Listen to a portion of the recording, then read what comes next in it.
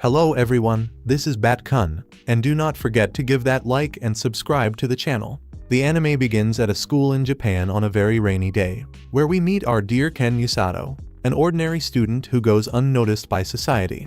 The only thing out of the ordinary in his life is helping animals in danger.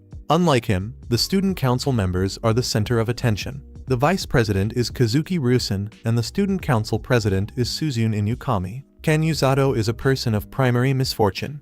When he was about to go home, his umbrella had been taken by someone else, and since he is a very honest person, he decides not to take someone else's. Therefore, he prefers to wait until the rain stops. But hours and hours pass and the rain does not stop, until by some divine luck someone appears to say that it is already very late to still be at school, and she cannot allow him to leave like that, because the student council would be poorly viewed if they let an ordinary student leave soaked. Kazuki tells Usato that he can borrow his spare umbrella, and Inukami realizes that she already knows him. Usato is impressed to see that although they do not talk in the classroom, Rusen is capable of remembering his name. He thinks that he must be a very good person, and decides to talk in a more casual way and leave formalities aside. Inukami hopes that he can also talk to her, since this encounter seems like a matter of destiny. Meanwhile, Usato feels quite strange going home with the two most popular people in the school. He mentions that everyone in the school will be envious of him after this,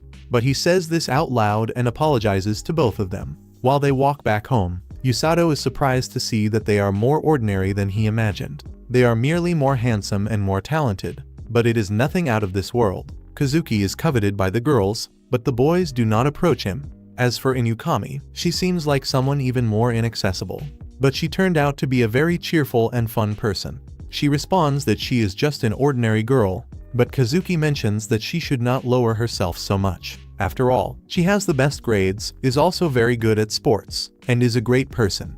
Usato curiously asks if the two of them are dating, since according to the school rumors everyone says they are a couple.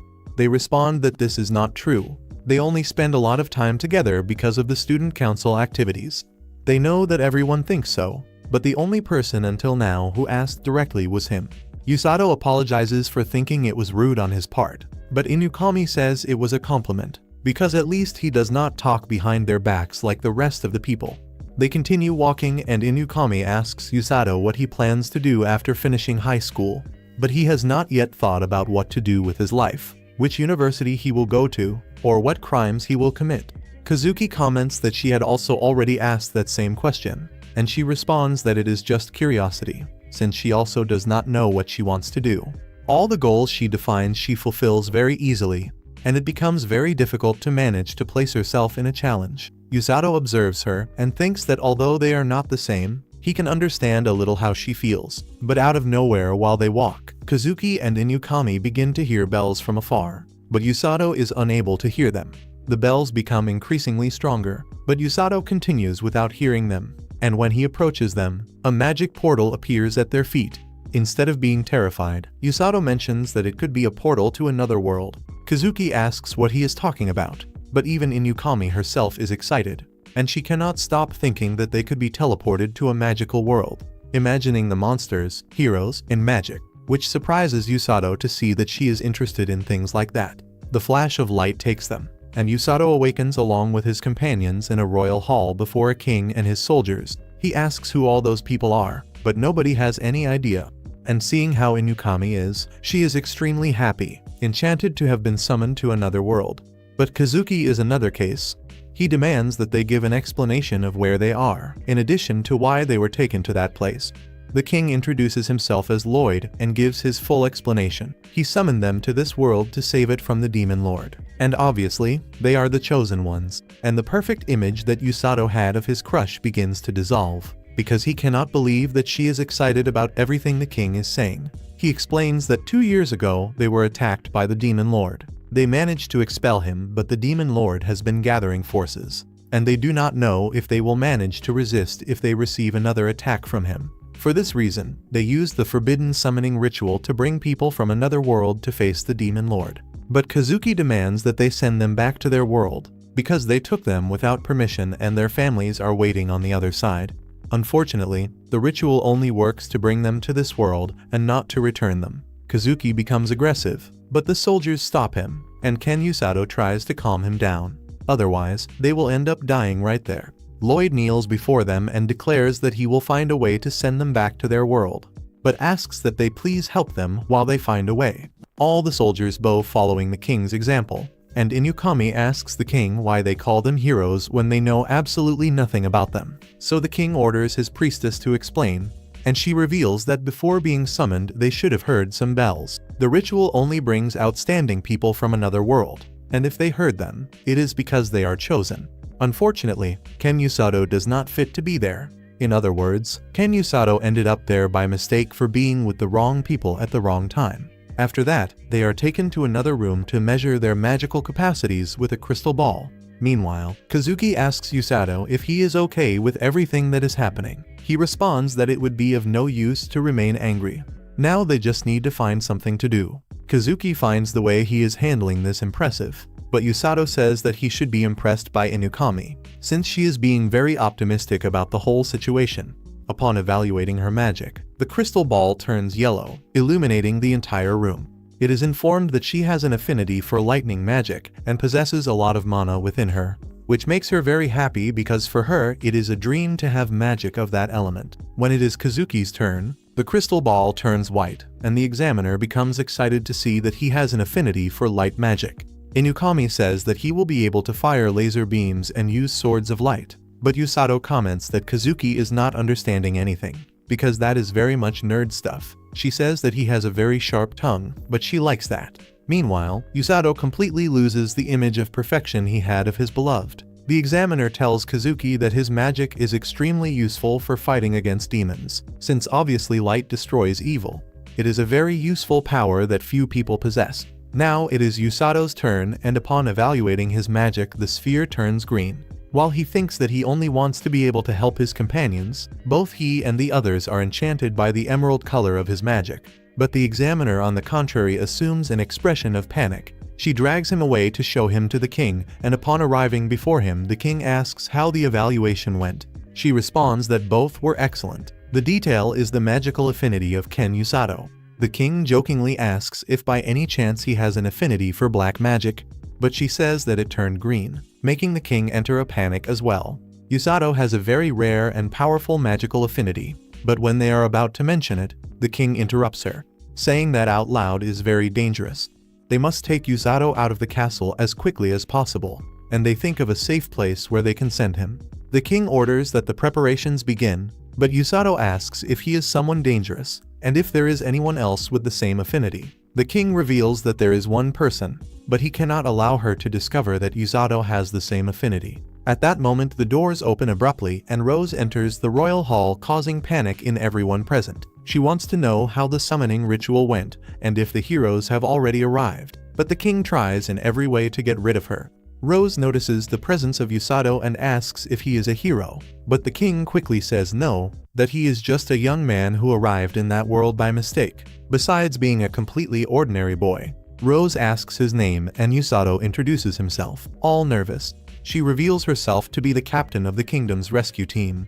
But with that appearance and imposing manner, she seems more like someone who takes lives than someone who saves them. To get her out of the way, the advisor says that the heroes are in the evaluation room, and she says goodbye. Heading there, the king tells Usato that they will see what to do with him later, but for now they will prepare a room for him to rest. Only he opens his mouth asking what kind of magic the green color indicates, causing Rose to hear this and not think twice before coming back to get him. Lloyd orders that they move Usato away from her as quickly as possible, and the advisor uses his magic to take him out of the castle. But it is of no use, because Rose demonstrates who is in charge there. She charges at Usato, delivers a blow that removes him from protection and ends up kidnapping him, declaring to the king that she is going to make that boy the best user of healing magic. The king asks that she please return him, because that poor soul ended up entering that world by mistake. After that, Wilson informs the others that Ken Usato was kidnapped by Rose,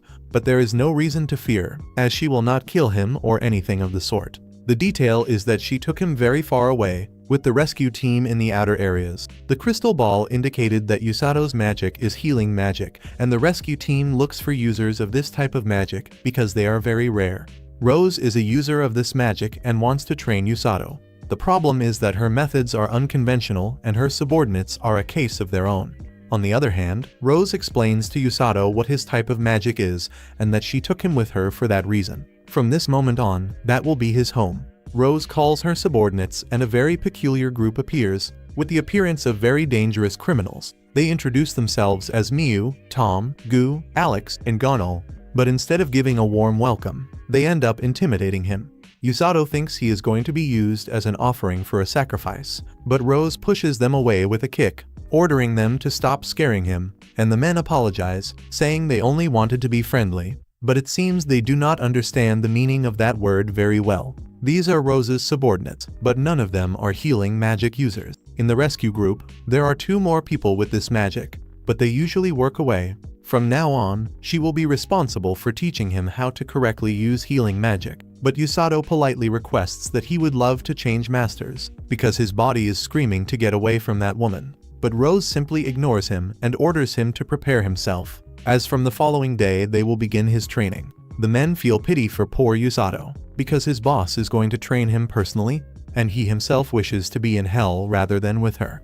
In his bed, he thinks that he just needs to do his best, while Rose hopes to see the result of training a magic user from another world. The next day, Usato wakes up disappointed because he hoped everything had been a dream, but upon seeing the bald man snoring by his side, he confirms that he is in the other world. A while later, someone informs him that he has visitors, and upon leaving he sees that it is his friends in stylish clothes.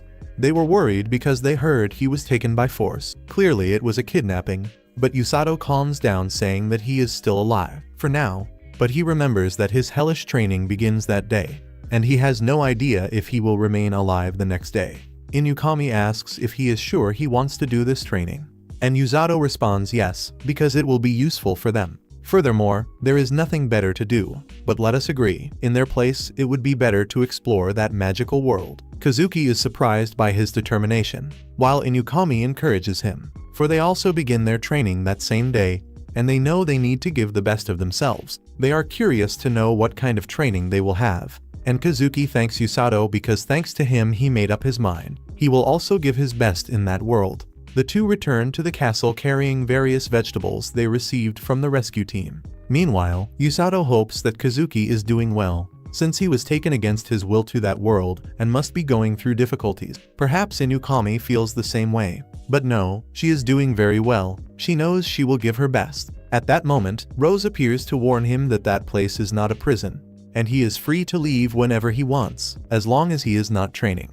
Usato enters a panic and thanks her for taking care of him. Then Rose hands him a book so that he can record his daily training and what he thinks about it. The training begins after breakfast and Usato begins to swallow hard. A while later, the hellish training begins that left him so terrified. However, the first day was quite simple.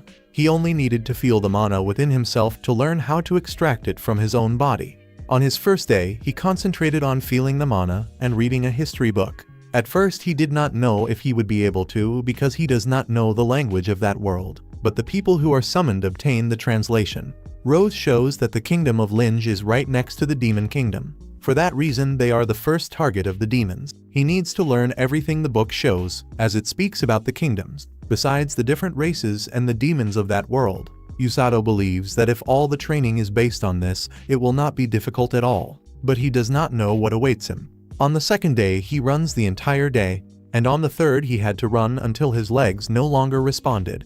Rose scolds him for being too lazy and uses a healing spell that restores Usato's tired muscles. She orders him to run again, telling him to run until he dies, because if he dies, there is no need to worry, since she will revive him to force him to run even more. On the following day, he begins to train with the rest of the rescue team, but Usato is far below their physical condition. Everyone overtakes him with ease, while Rose insults him for being too slow. Usato thinks that he would love to insult her back or say something, but he controls himself and decides to write everything he thinks about her in the diary Rose gave him. He continues running day after day, while at certain moments his magic begins to develop.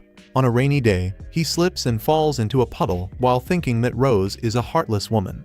At that moment, he feels the healing magic, but decides not to use it because he does not think it is necessary. On the 7th day, he begins to be beaten by Rose, who is irritated to see that he does not improve as she wants. She grabs him and throws him so that he continues training. And so the following days continue. Until finally Usato understands that he must use only the healing magic to repair his muscles. In this way, he will improve regarding the exhaustion and fatigue he feels. Thanks to this, his training begins to evolve better. Now he is already capable of using healing magic at will, and does not get tired, no matter how much he runs. But he still worries because he is only running every day, and he does not know if this will be useful for Ryusen and Inukami. Rose demands increasingly more from him, and Usato would like to say everything to her face, but he only writes what he thinks in his notebook. On the 11th day, they add push-ups to the training, and for a first day, he already does 819. Whenever he cannot continue, he uses his healing magic to regenerate his muscles and keep training. Then Rose reveals that the training was designed so that he would be capable of fleeing from the enemy on the battlefield. In addition to rescuing his wounded companions, the faster he runs, the faster he will be able to save them. That day ended without any scolding, and on the 12th day, it was more of the same. He ran and did more push-ups, but this time he noticed that his body was much lighter. Then Rose, as if she wanted to extract every last drop of suffering from him, added extra weight to his training.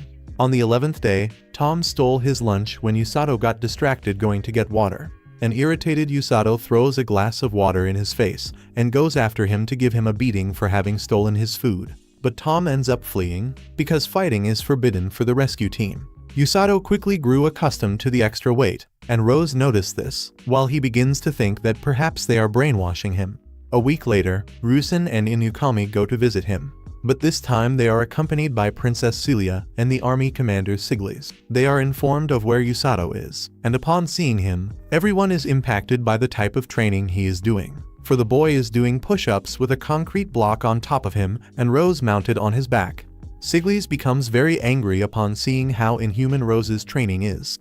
While she scolds Usato for slowing the pace, Usato responds that he is not complaining about anything. But Rose continues insulting him, and he ends up talking back, causing her to add another concrete block as punishment. Usato uses his healing magic to regenerate his body and continue doing push-ups, which makes Rose excited to see that he will not give up, and she says that it is already time to take him for a walk. Ryusen cannot believe that person is truly Usato, and then Inukami becomes enchanted upon seeing his muscles. The training is something terrible, and Siglis cannot endure it, so he confronts Rose for destroying a young man with a promising future. She tells him to let her go, saying that although he is a great knight, she has her own way of doing things, revealing that Usato is going to become her right hand for being capable of enduring training like that. Meanwhile, Usato is surprised to discover that she wants to transform him into her right hand. Rose likes the fact that Usato hates losing, and that he does not know when to give up, which makes him even better. Furthermore, he is capable of surviving her training. Meanwhile, he realizes that he has gotten himself into a mess by demonstrating that he was capable. Rose orders him to go rest to spend the day with the other heroes, and Siglis asks Ryusen and Inukami to take care of Lady Celia, while he goes to resolve some matters with that woman. Siglis had orders to take her back to the army, but now he refuses, and Rose says that this will be impossible. Usato and the others sit under a tree to rest and talk. Ryusen mentions that Siglis is the commander of the Kingdom of Linge, besides being the best knight of the kingdom, and that he is also teaching them magic. Usato is quite surprised and asks about the girl. Then Celia introduces herself, revealing that she is of royalty. Usato is surprised to discover that she is the king's daughter and apologizes for not having treated her with proper respect. But Celia tells him not to worry and hopes that he continues speaking to her in the same manner. The princess delivers a cake and hopes that they enjoy it. While they are eating, Ryusen asks if he trains that way every day. Usato responds that today was a lighter training session and asks how theirs is going. Ryusen says that Siglis teaches them swordsmanship, while Welge handles magic. Both prioritize the hero's health above all else, unlike Rose, who intends to resurrect him should he die. She is quite savage, but even so, he cannot help but be enchanted by her. When he goes to take another piece of cake, Inukami begins to touch him, lifting his shirt and becoming enchanted by his muscles. Clearly, Inukami is drooling over him and the princess covers her eyes. But the clever girl cannot help but peek, so they change the subject. And Ryusen asks Usato if all that training has not been difficult. He confesses that it is very complicated. In the beginning, he only wanted to flee from that place. And even though he is very afraid of Rose, he no longer feels the need to run away. He started to see everything in a more fun way. And in truth, life there is not that bad. And Inukami is impressed with the speed at which he adapted. But Yusato responds that the two of them will fight as heroes someday. Therefore he wants to do everything possible to support them. And Inukami wants him to save her when she is in danger. And Yusato responds that he will do that, even if she has very strong powers. Celia confirms this by saying that Inukami is far from being an ordinary girl. At that moment, Tom informs Yusato that he brought his lunch to make peace. But Yusato makes a very ugly face asking who it was that asked for that. He never asked for any favor, but Tom responds that he is a resentful person. Yusato charges at him to take revenge for having stolen his food, and Tom takes advantage of the fact that Rose is not nearby and charges at him as well, while the others feel quite embarrassed. But it is no problem, since this mess has already become part of Yusato's routine.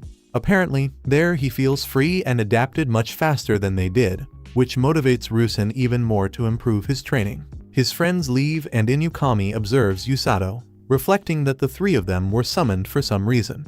At night, Yusato takes a very hot bath. He is happy that his companions are well, even if Inukami has started to scare him. But she was right when she said that his body changed a lot. He spends his time healing his muscles repeatedly after destroying them in training. The result is quite evident, but he wonders if he will be fast enough to save people on the battlefield, and he is not sure if his mental strength is at the same level as that of his body. The next day, Rose orders him to hurry because they are going out, and the others say that the time has come. Rose asks the guard Thomas to open the gates of the kingdom, because she wants to show the outside world to her subordinate. Yusato notices that everyone is afraid of Rose, and upon leaving the kingdom, he asks where she intends to take him. But she tells him to be quiet and just walk. Upon arriving at a cliff, she informs him that they are in the forest. That place is called the Darkness of Linge, and it is famous for being full of demons. His mission is to hunt a giant grizzly. It is an extraordinary bear, and he will not be able to return until he succeeds. Yusato enters a panic because a blue grizzly becomes a great grizzly after living for 100 years, and he wonders if he can defeat something like that, since he only kept running during his training. Furthermore, he did not even learn how to fight. But Rose does not care and pushes him into the forest. Yusato enters a panic thinking he is going to die, and that they will say his death was Rose's fault. But he does not intend to die so easily. He covers his body with healing magic to cushion the impact. Upon landing, he is thankful for still being alive, and even being irritated. He has no other option but to fulfill Rose's order if he wants to return to civilization. He observes the environment he is in more closely and enters a panic thinking about the great grizzly, but tries to motivate himself by saying it is just a 2-meter bear, and everything he went through is much more difficult than this, except it is much worse than he expected. The bear is much larger, and its claws and fangs terrify him. But Yusato trusts his own legs. After that crazy training, the bear should not be able to keep up with him. But unfortunately, the bear can. Even so, he decides to face it directly. For that cute little bear is nothing compared to Rose. Only 2 more bears appear and begin to chase him. Yusato runs desperately for his life, and while he runs, he hears a waterfall nearby and throws himself in, while the bear observes him with great anger. Some time later, upon leaving the river, he hangs his clothes to dry and counts what remains of his supplies, but he only has emergency rations, a canteen, and a knife, and he thinks that Rose is horrible, for she gave him nothing to light a fire. Yusato does not believe he is capable of defeating a great grizzly, but he will leave that for later. The focus now is to survive. At least he managed to survive the first day. And while he sleeps, he protects his body with healing magic. The next day he prepares to complete his mission. And while he advances through the forest, he marks the trees so as not to get lost. His first objective is to learn more about the enemy, which implies discovering where the great grizzly lies. While advancing through the forest, he finds a tree with scratch marks, and becomes alert upon hearing that something is moving among the bushes. He thinks they might be the bears, but it ends up being a little bunny, or at least a monster with a rabbit's form. Upon leaving the bushes, he notices it is injured and asks if it is okay, and the rabbit confirms by nodding its head. Yusato uses his magic to heal it and asks that it take more care not to get hurt again. Afterward, he continues his path, keeping alert in case the grizzlies appear, but he notices that the rabbit is still following him, so he tells it to go away. because he is looking for very dangerous monsters, and it could be risky. However, the rabbit ignores him and continues behind him. So Usato decides to ask if by any chance it knows where the great grizzly is. The rabbit, which he decides to call Shiro, begins to run and leads him to where the bears are. He observes that, as stated in the book, they stay in a group, and they seem to be a very large family. For now, he has already identified the location and goes to the river in search of water. He worries about drinking water without boiling it, but upon tasting it, he finds the flavor quite strange. Shiro returns to him, and Usato comments that it returned very quickly. They return to observing the grizzlies, and looking closer, he begins to think that they are actually quite cute, and that Shiro is too. On the fourth day in the Lynch Forest, he feels a pain in his stomach and wonders if it was because of the water he drank without boiling. Not even the healing magic is resolving it immediately. Most likely he was poisoned and begins to think about what he can do to resolve this. At that moment, Shiro appears to keep him company. On the fifth day, Shiro leads him to a lake where the water can be drunk. It is much cleaner than that of the river and has a much better taste. Usato expresses his thanks, but notices that Shiro is very worried. The rabbit runs off and climbs a tree, and Usato goes after it wondering if it is some other monster.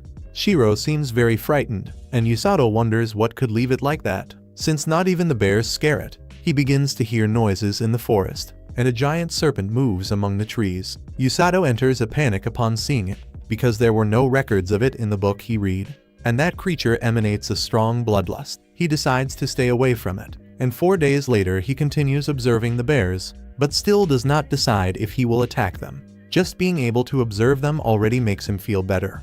But he cannot return without defeating the great grizzly. Therefore, he decides he will do it the next day. But on the next day it begins to rain, and Shiro tries to stop him because it does not want him to go. Usato tries to calm it by saying that everything is fine, but as soon as it stops raining he will fight the great grizzly. And as soon as the sky opens up, Usato follows his path, and tells Shiro that it will not be able to stop him, because he needs to defeat that bear to be able to leave the forest. Shiro becomes very sad. Upon reaching the grizzly's den, Usato prepares his knife and Shiro runs off. But upon entering, Usato is surprised to see a horrible scene. The grizzlies have been killed, so he thinks that Rose is going to kill him for having let them steal his prey. Observing the bodies more closely, he realizes that those wounds were probably caused by the giant serpent. What bothers him the most is that it did not kill them to eat, but for the pure pleasure of killing. At that moment, he sees a cub coming out from the debris, which goes running to the mother's body. Usato hates losing, especially to Rose. He hates the fact that they stole his prey and all his effort has been in vain, but nothing surpasses him seeing that sad scene. Irritated, he tells the little one that he will avenge the death of its family and sets out in search of the serpent. Meanwhile, at the rescue team base, Ryusen and Inukami go to visit Usato, but are informed that he has already been training in the forest for 10 days. They become worried because he has been away for so long, but Tom and his friend pretend to be ignorant, because the one who knows what is happening is the boss Rose, and they know nothing. Without an alternative, the two return to the castle, and on the way, Inukami says to Ryusen that he worries too much when it involves Ken Usato. Ryusen asks if she is not worried, but she responds that it is not that. She knows that if it was an order from Rose, then Usato is probably fine. Furthermore, she trusts his strength and is certain that he will return safely. Meanwhile, Usato begins to prepare himself to hunt the serpent. He asks Shiro to take him to it, or at least show the way, and then leave so as not to be in danger. Shiro begins to guide him, passing through various obstacles until they reach the den. But they are quite surprised to see that the cub was facing the serpent, even though it was extremely dangerous. Upon seeing it, Usato feels great fear, but nothing scares him more than Rose, so he goes forward to attack it. He takes advantage of the fact that the serpent is distracted to strike it, but in an instant, it almost devours him. Even so, Usato manages to destroy one of its eyes, but he is hit by the serpent's tail. Even so, he stands up again thanks to his healing magic. He proceeds to attack from the right side since it is blind in one eye, dodging its attacks. However, the serpent creates a smoke screen with its tail and ends up trapping Usato's arm. It deceived him into attacking its blind spot, and he ended up falling into the trap.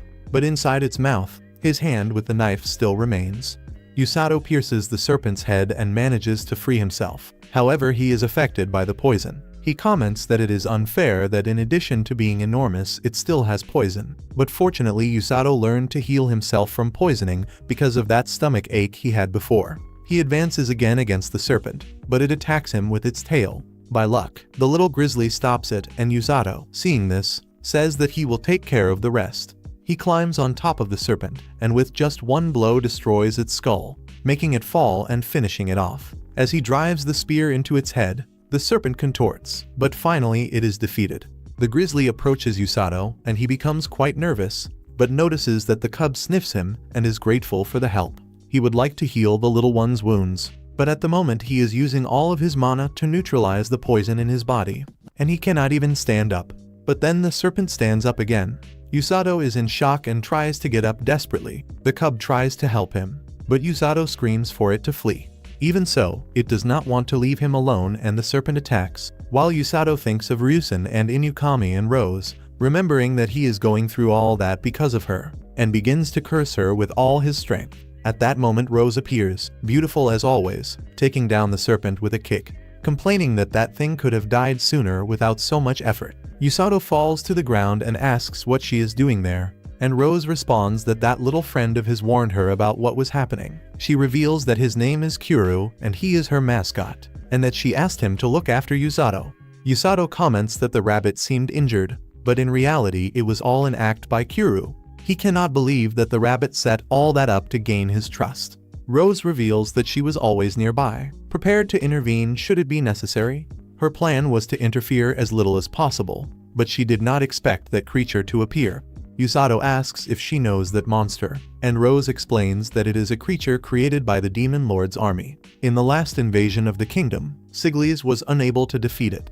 Apparently, it fled to the forest, but she also did not expect it to kill the Great Grizzly, since those bears are so strong that no elite unit can face them easily, and she sent a rookie to fight against them. However, Rose's objective was not for him to defeat the monster, but rather for him to gain experience fighting against a strong opponent. Still, Usato ended up being more impressive than she expected, especially regarding the fight against the serpent. Usato complains that he almost died, and the little bear that he decides to call Blue places itself in front of him to defend him. Rose notices that the cub has grown attached to him, and Usato thinks that it was orphaned and is now alone. He begins to pet it, and Rose comments that it looks very much like her. She orders the bear to carry Usato, for from that moment on it will live with them. Usato asks if she is sure, but Blue agrees and Rose lifts them with ease. But before they go away, Rose asks Usato what he called her when he thought he was going to die, making it clear that he will not sleep tonight.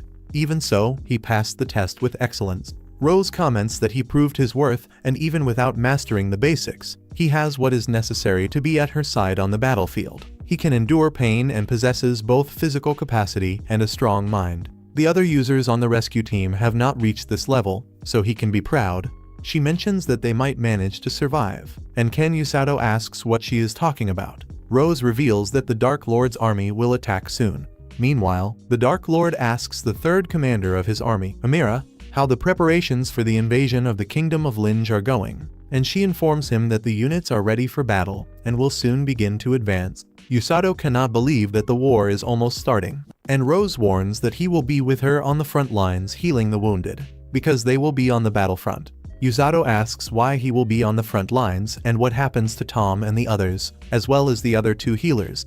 Rose explains that those two have other functions to fulfill. Each has their role, but the true problem is that Usato does not feel qualified to be at her side. He cannot do the things she does, and alone Rose is already a true monster. But she reassures him, saying that there is still a little time left. The detail is that during this time he will have to become stronger, and Usato wonders if he will be capable of it. Meanwhile, in the Demon Realm, the Dark Lord informs Amira that she will be in charge of leading the troops. Despite the efforts, the Kingdom of Linge has managed to resist on other occasions. Therefore, he tells her not to risk her life, but expects her to give her best in the battle. Amira promises to do her utmost, and the Dark Lord orders her to withdraw. Upon leaving the hall, the demonic Dr. Haruki mocks Amira, saying that despite being the Dark Lord's third commander, she still gets nervous before him. Amira tells him to find something to do and calls him the Monster Doctor. Haruki asks her to stop calling him that and comments that his research has advanced greatly. His projects for creating new monsters have evolved significantly, and he asks if she wants to see. Amira observes him seriously and accompanies him to the laboratory, where he shows the prototype of demonic monster number 72, with a much more potent poison and larger fangs. Its name is Bajanaki, and Amira comments that it has the same name as prototype 71, which was lost during the last attack on Linge. Hayaruki reveals that in truth that prototype fled after being wounded by the Night Sigilies, but this new model is much stronger than the previous one. Amira hopes he is right, because there are people who will cause much more trouble than Sigilies. Hayaruki asks if she refers to the kidnappers, and comments that he heard rumors that they appear on the battlefield but do not fight. They only rescue the wounded to reduce casualties. Then they take the wounded and heal them on the battlefield itself. But the one who causes the most concern is their leader, who heals others while fighting like an elite warrior. Amira mentions that this woman has a deep hatred for the Dark Lord and firmly declares that one day she will defeat her. Hayaruki reminds her that as a commander she will not be able to fight directly, but Amira responds that in her place she will send the Black Knight, the immortal mage of darkness. On the other hand, Yusato feels great finally being able to sleep in a decent bed. He even misses Tom's snoring, but later he goes to find Blue to give him breakfast, and seeing how much the cub appreciates the fruit, he feels like eating one too, but Blue kicks him and takes the fruit for himself. He also sees Kyoru nearby and calls him a traitor, saying he will never forget how he played with his heart. So Kyoru appeals to his charms to convince him. Yusato tries to resist his cuteness, but after some petting he ends up yielding and also gives him a fruit. The clever one got what he wanted. Then Blue signals that he is also cute and wants to eat. Yusato calls the bear Blurin, and Rose asks if he was the one who gave that name to the bear, and Yusato responds that he mixed Blue with Grizzly to form the name. But when he tries to give another apple, Blue bites him. Rose warns that she has already informed the king about the bear, and now they have permission for it to be part of the rescue team. She tells Blue that he can stay with them, but from now on he will have to earn his own keep. The bear enters a panic while Rose laughs mischievously.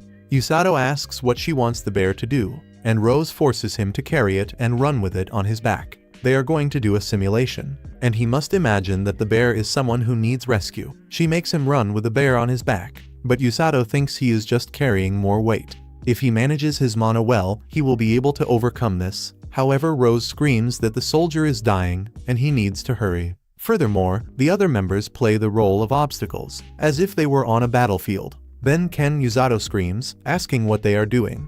They remind him that they are on a battlefield, and that the enemy will always try to capture him, so it is better to maintain focus on saving people.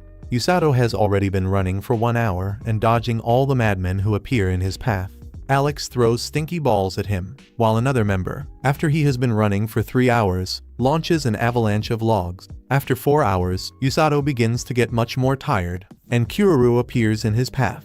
Yusato thinks it is another trap and avoids him. As he continues running, he becomes increasingly exhausted, until he can no longer take it and runs out of energy. He thinks he could have held out for half a day more, but Rose explains that this is his actual endurance on a battlefield. Fear and other feelings consume people's energy, which is why he was exhausted sooner than normal. He needs to get used to it and develop mental strength so as not to be dominated by fear.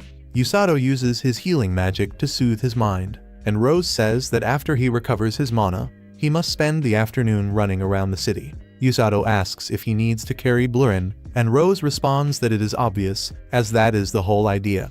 After recovering, Yusato begins to run throughout the city. While the citizens are surprised to see him running with such a dangerous creature on his back, Yusato already expected something like this. After all, even though Blurin is docile, he is still a monster. However, upon seeing that he wears the rescue team uniform, the people become more relaxed and comment that they were startled for nothing. But the problem is that Blurin smells something delicious and signals that he wants to eat fruit. Yusato stops to look, and an old lady asks if he wants some. Feeling a bit awkward, he responds that he has no money, but he is curious and asks what the name of the fruit is. The lady responds that it is called Puffles and is a specialty of the kingdom. Yusato asks why, even though he is carrying a monster on his back. The citizens seem so calm. The elderly woman reveals that it is because of the uniform. Thanks to it, they know he belongs to the rescue team, and many crazy people have already passed through the city running there, so now they are no longer surprised by anyone. After seeing those psychopathic faces, nothing else can scare them. Yusato thanks her for the information and says that next time he will buy some fruit. But the old woman, now that she knows him, decides to give him one. Yusato continues his way, while a girl asks the lady if that boy belongs to the rescue team. The elderly woman calls her Amako and responds yes, while the girl observes Yusato attentively. Taking advantage of being near the castle, Yusato decides to go visit Rusen and Inukami, but a blonde man observes him and tries to stop him. But he can barely run and is already losing his breath. Yusato notices his presence and asks if he is okay, but the young man is practically fainting. He takes him to a quieter place to heal him and asks why he called out to him. The blonde man responds that he only wanted to greet the new recruit of the team, meaning he is also a member of the rescue team. His name is Orga Flowley, and he is one of the 2 healers in the group. Yusato explains the situation and Orga responds that he knew there was a new member, but did not know he had been summoned along with the heroes. Yusato comments that since he lives his life training, he did not even remember that anymore. Orga cannot believe that he can keep up with Captain Rose's pace, since he and his sister could not. He says that his sister is 5 years younger and that the 2 of them have a clinic in the city, where they use magic to heal the citizens. Yusato finds it strange that he fainted despite having the ability to heal himself. But Orga confesses that he is not very good at using healing magic on himself. There are different types of healers, but even so, he and his sister are part of the rescue team. They work with Rose and take care of the wounded when necessary. Yusato remembers that this was why Rose said he would be with her on the front lines. He asks what Orga does on the battlefield, and he explains that Tom and the others take the wounded soldiers to the rear, where they are treated. They are more like support and remain in safety, while the others risk their lives on the front lines. Yusato comments that Rose asked him to join her in the vanguard, but he does not know if he is prepared for that. Orga responds that those most in danger are the soldiers and the heroes, which makes Yusato think of Ryusen and Inukami. He says that Rose would not choose someone to accompany her on the battlefield unless she completely trusted that person. Then he warns that he needs to return to the clinic before he gets a scolding from his sister. Before leaving, he asks Yusato not to hate Rose, for she is not a bad person. She just does not know how to deal with others. Yusato responds that he does not hate her despite having many complaints about her.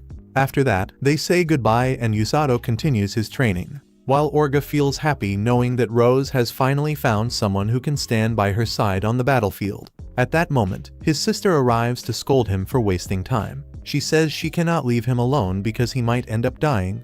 But Orga says he is not that weak and mentions that he just met someone very interesting whom she will also meet soon. Meanwhile, Yusato arrives at the castle entrance and asks the guard if by any chance he can let Blurin enter. Upon seeing him, the guard recognizes that it is Yusato and authorizes the entry with everything, including the little bear, which leaves him quite impressed. He asks if they really let monsters enter the castle, but the guard confesses it is because Captain Rose answers for him, so there is no problem. Yusato notices that everyone trusts Rose greatly, and as he advances through the castle, he observes the soldiers training. Soon after, he sees Inukami and notices that she is very skilled with the sword. Upon seeing him, she runs to greet him and asks what that furry little thing he is carrying is. Yusato introduces him and tells her about his training in the demonic forest. But he notices that Inukami is not paying attention to anything he says, as she is extremely enchanted while observing Blurin.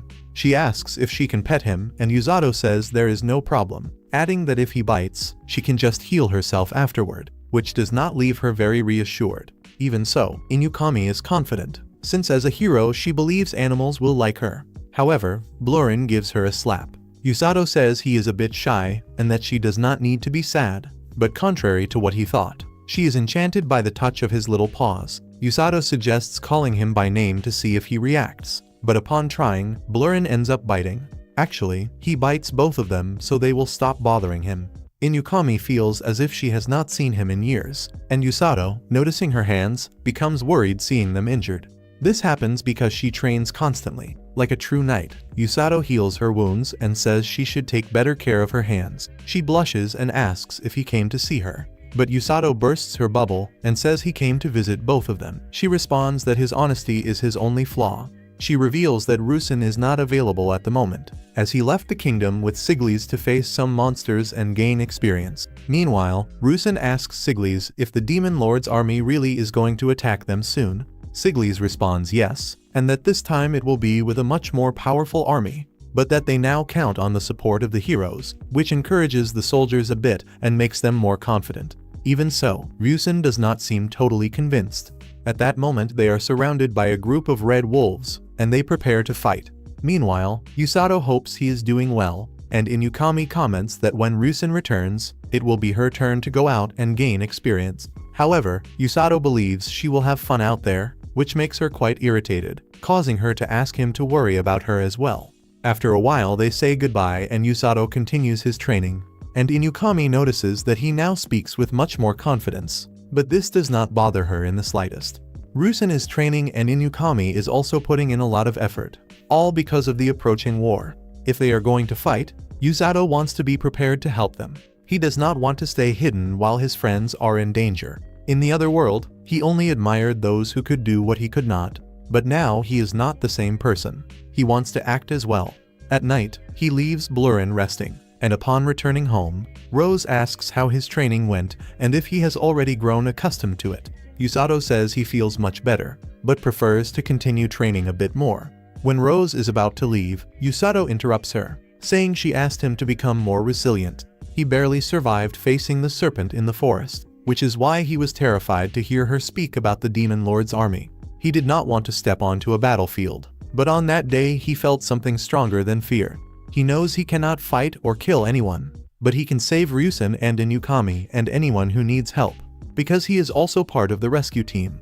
Rose is happy to hear this and says they will go together to save people on the battlefield. Her ideals are to take from the enemies the wounded they want to finish off, and to make those who were destined to die survive. She says he cannot lose these ideals, because that is how the rescue team must act. From that moment on, Usato begins to truly feel like a part of the group. While they converse outside, the others are busy eavesdropping from the inside. On the following day, as is customary, he is awakened very early with a heavy bag thrown on top of him. Rose received a message from the king and wants him to prepare himself, as he must accompany the heroine Inukami on a training mission. While they are walking toward the capital, Usato asks why he needs to go train with Inukami, given that Kazuki went with Commander Siglis and the knights. Rose explains that they had also requested this regarding Kazuki, but she refused because he had only just returned from the forest.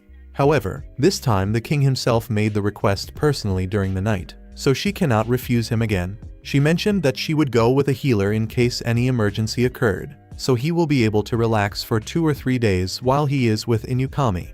Upon reuniting with the group, Inukami is surprised to see him, as she did not expect that he would join the team, especially while bringing Blue along. She thinks that he brought the animal so that it would get along well with her, but Usato confesses that he had no choice, since the animal will not leave his side. Inukami calls him insensitive, but she takes the opportunity to introduce her expedition companions. The red-haired man is named Haruki and is a knight, while the girl is named Korin and is a mage. Usato introduces himself and expresses his hope that everyone can get along well together. Upon observing Haruki more closely, he asks if they already knew each other, and the young man responds that they do, because he usually works at the castle gate. Rose warns Inukami that Usato's magic is not omnipotent. He can heal poisons and injuries, but he cannot revive the dead, which serves as a warning so that they do not overestimate his healing abilities. Inukami understands, but states that there is nothing to worry about, since she trained with Siglis. Usato says nothing, merely observing him in a slightly uncomfortable manner, which makes Rose irritated enough to ask if he wants some advice. He responds that everything is fine, so Rose returns to her base, and Inukami comments that his mentor is incredible, and Usato asks in what sense, but she does not answer. Shortly afterward, the group departs. Meanwhile, Kazuki is training at the castle, and Princess Celia asks him what he thinks he is doing. On the previous day, he returned from heavy training and is already training once again. Celia demonstrates concern upon seeing that he is pushing himself too hard, but Kazuki reassures her by saying that he is in perfect condition. A worried Celia says that it is all right, and before leaving, she asks him to take care of himself. On the other hand, Inukami tells Yusato that Kazuki returned very tired from the training, but was happy for having acquired plenty of combat experience after defeating several monsters in the plains near the darkness of Lin. Inukami warns that it is precisely toward that forest that they are heading, while Yusato remembers everything he lived through in that place, and wonders if Blue will feel nostalgic returning there. Blue is sleeping deeply and Inukami wants to take the opportunity to pet him. Yusato slaps her hand away, but she does not give up. He asks what is wrong with her, and she responds that it was he who hit her, and even asks if he has developed some strange fetish. But Yusato pretends he does not know what she is talking about. At that moment, Blue wakes up, and Yusato asks him to walk on his own. But Blue walks as if he were drunk, so Inukami says she will carry him and asks him to climb onto her back. Yusato tries to prevent the tragedy, but he fails, and Inukami ends up being crushed by Blue. Because of that idiotic idea, she gets hurt before even fighting, and apologizes for using Yusato's healing magic so early. As they advance, Blue and Korin sense the presence of several creatures ahead, and Haruki tells everyone to stay behind him. But they are not monsters. They are bandits who have prepared an ambush. A large group appears ordering them to hand over everything they have of value, and Yusato innocently wonders if those guys really think they can rob them, since they do not look scary at all. And Inukami, instead of being afraid, becomes quite excited because to her they are real bandits, and she had never seen one before, and they are exactly as she imagined. However, when the bandits realize the group is with a blue grizzly, they panic, but the leader reassures them by saying it is only a cub. They comment that they intend to make a coat out of the bear, which makes Yusato very angry, and Inukami is the first to attack, and Yusato is relieved that she did not kill anyone with a single blow. While Haruki and Korin are surprised by her strength and magic control, Yusato encourages her to fight with everything she has, saying that in the worst-case scenario, he can heal everyone afterward. The bandits try to attack her in a group believing that she will not be able to use magic from a close distance. But Yusato begins to shout for her to use a thunder impact and Inukami asks him to stop doing that, while he becomes quite excited seeing her finish everything off. During the fight, Korin detects other presences approaching rapidly. Around them, the group is attacked by a pack of falbers. Kazuki becomes quite confused because these monsters usually live deeper within the forest. Blue blocks some attacks and Suzune defeats one of them. However, when she is hit by an attack, Yusato steps in front as a shield and both are thrown far away, separating from the group because of the impact. Yusato protects Suzune with his body and uses his healing magic to heal the wounds of them both. Upon observing the environment, she locates herself quickly, remembering that there is a waterfall further ahead. He tells Suzune to hold her breath and prepare for the fall.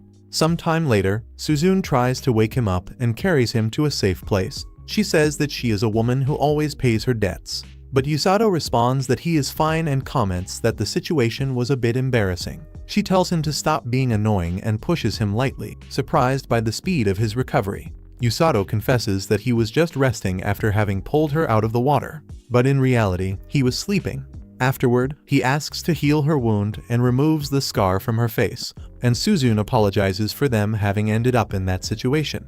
But Yusato responds that she does not need to worry. On the contrary, he is happy that they are together. Though he did not expect to return to that place, he reveals that it was there that his master threw him to train and that there are monsters much worse than the Falbers. Upon checking their belongings, they realize they have no food, and Suzune asks if it would not be better to leave the forest as soon as possible. But Yusato warns that it is already getting dark and that it seems the weather will worsen, so the ideal thing is to find a shelter and depart the following day. She asks if he knows any safe place, and Yusato responds that when he was there, he slept for 3 days in the trees. Suzune comments that she has never climbed one, for even though she wanted to, they never let her. Yusato thinks that she must be a very lively girl from a wealthy family. Observing the environment better, he finds a cave and says that they will be able to stay dry there, besides it being safer than walking through the forest. He recommends that she change her clothes so as not to catch a cold. And when Suzune goes to change, she warns him not to keep looking at her. But Yusato did not even have the intention of doing that. A while later, Suzune uses her magic to electrocute fish in the river, and Yusato is surprised to see that they have already secured dinner. He ends up letting her do practically everything. She fishes, lights the fire with magic, and prepares the food. He is very happy because the last time he suffered greatly from the cold, because he does not know how to make fire in the traditional way. They use the fire to dry their clothes, cook the fish, and warm themselves. Suzune moves away a little and Yusato apologizes in case he made her uncomfortable. However, she ends up evaluating his muscles and comments very quietly that he has become much more attractive. When Yusato asks what she said, she changes the subject. At that moment, they see red eyes in the cave, but discover that they are only monkeys. Yusato explains that they are poisonous monkeys, creatures about which he had only read but had never seen. He warns that they are not aggressive, but they must not be touched. Even so, Suzune completely ignores the warning, enchanted by their cuteness. One of the monkeys ends up biting her, and she faints because of the poison. Yusato rushes to heal her immediately. Meanwhile, at the castle, Kazuki is informed about the disappearance of Suzune and Yusato. The news arrived through Korin's familiar. The king hesitated to tell him so as not to worry him, but Princess Celia did not want to hide anything. Kazuki asks if they have already sent a search party. The king responds that they are assembling a group, but that they will leave only the next day. This leaves him quite irritated, as he believes it might be too late. He decides to rescue them alone, but Rose stops him, saying that if Yusato is with Suzune, nothing will happen. As her subordinate, Yusato would not die so easily. If he is well, the heroine will be as well. Meanwhile, in the forest, the two finish eating the fish. Yusato thanks her, saying that survival with Suzune is like cheating.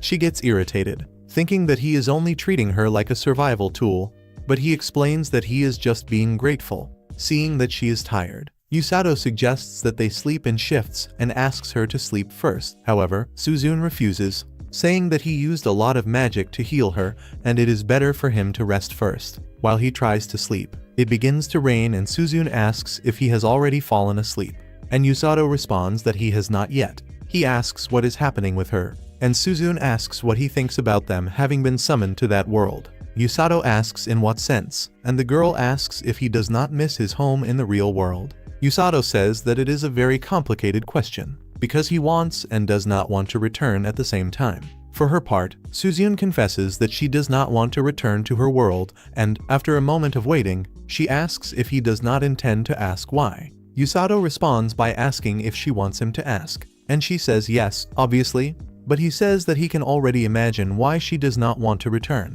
primarily because that world pleases her much more than the world they came from. Suzune reveals that she feels no attachment to her old world and wants to forget her former self, her family, and her friendships, wanting only to remain in that world. She had always dreamed of something like this, an opportunity to free herself from the chains that held her back. In this world, there is nothing keeping her trapped, and finally, she has the freedom she desired so much.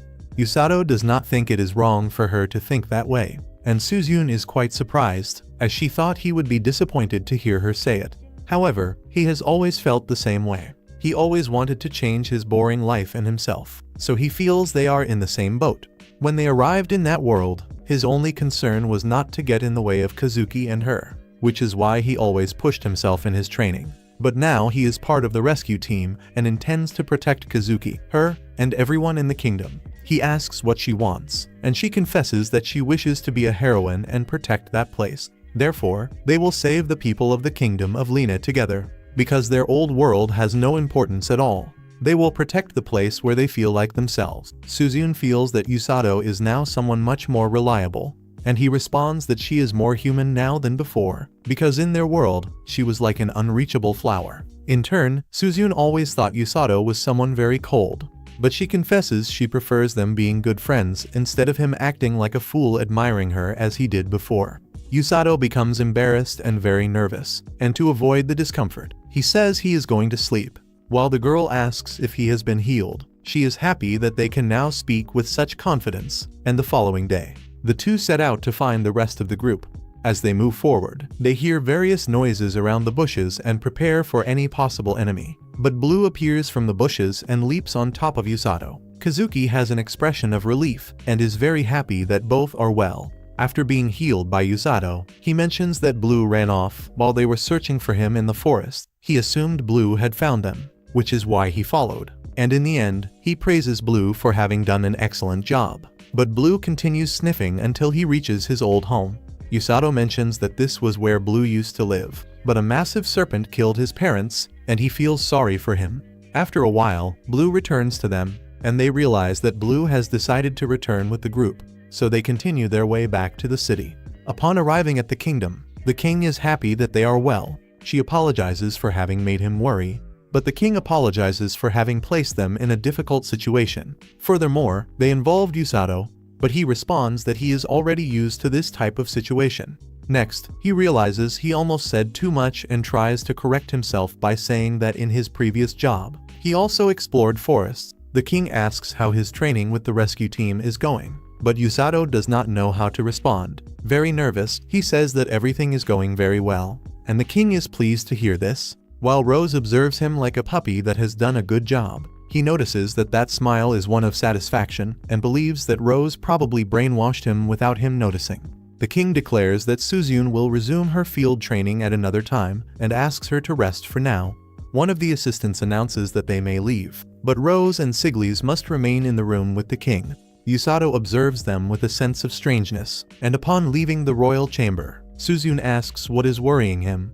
Usato responds that he is just wondering why the captain and commander Siglis stayed behind, as the minister looked very serious. Suzune also had the same impression. He thinks perhaps they will be expelled, but Suzune dismisses that idea. At that moment, Kazuki runs after them shouting for them to wait while Celia runs after him. He asks what they are doing acting so calm after being attacked by monsters, as he was very worried and reveals he was about to leave the castle to go look for them. Suzune says it was very reckless of him, but Usato says she was even more reckless for letting a monkey bite her. Even after having been warned, Kazuki asks what little monkey he is referring to, and when he is about to tell the story, Suzune slaps his mouth so that he says nothing.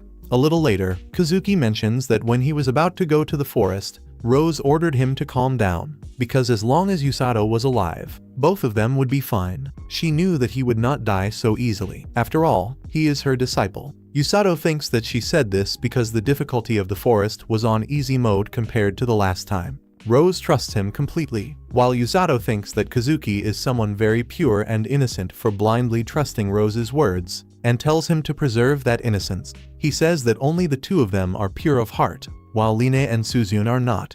But Kazuki does not understand what he means at all, and Suzune says that he is implying that he considers her tainted. Celia observes him attentively, and some time later, Kazuki says goodbye to Usato and Suzune.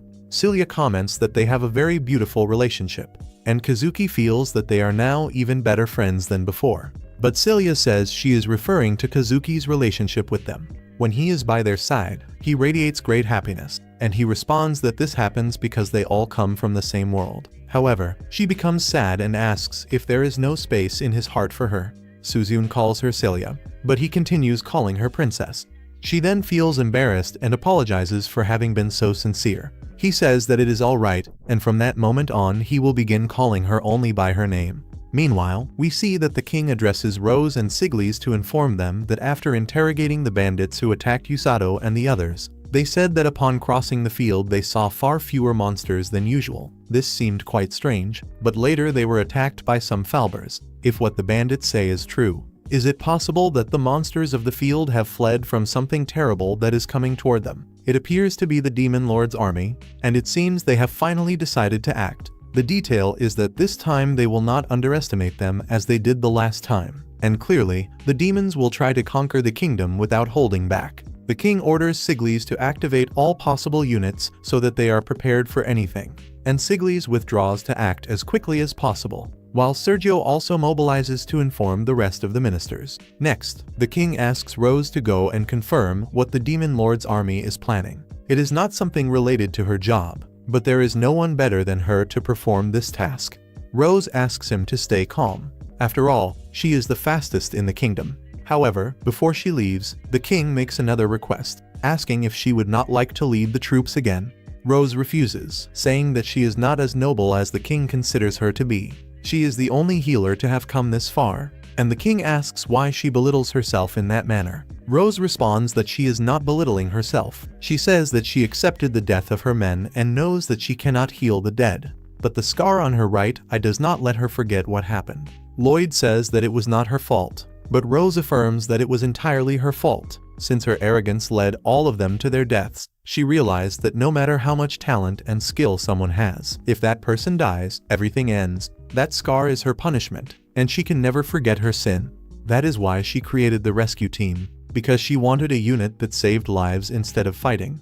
The king acknowledges that her team saved many soldiers 2 years ago, but it did not completely fulfill its objective. Even so, Rose reveals that there was another reason for creating the rescue team. She wanted a disciple who would not die. The king is shocked to hear this, as it is something humanly impossible. However, she explains that this is exactly what the training is for. Healing magic brings the capacity to surpass human limits and the mental strength to endure all of it. She spent a long time looking for someone who met these 3 conditions, and that someone is Yusato, her ideal candidate. He possesses a survival instinct, adaptability, and the will to live. In short, he hates losing, he can adapt to anything, and most importantly, no matter what happens, he never stops challenging her. He reminds her of the boy who died in her arms, and for that reason, she decided to turn him into her ideal healer. Afterward, she apologizes for having spoken too much and mentions that she is going out to patrol. At night, Yusato asks Alec about a letter with his name left on the table, and he responds that the boss left it while he was feeding Blue. Upon opening and reading the letter, Yusato discovers that the following day there will be no training, but he must deliver the letter to a specific address. He asks Alec where Rose is, but he says he has no idea. He only knows that she said she would not be having dinner. Meanwhile, we see the Dark Army beginning to mobilize. The Black Knight is bored, and Amira asks him what is wrong. He comments that she seems very excited, while everything to him is tedious.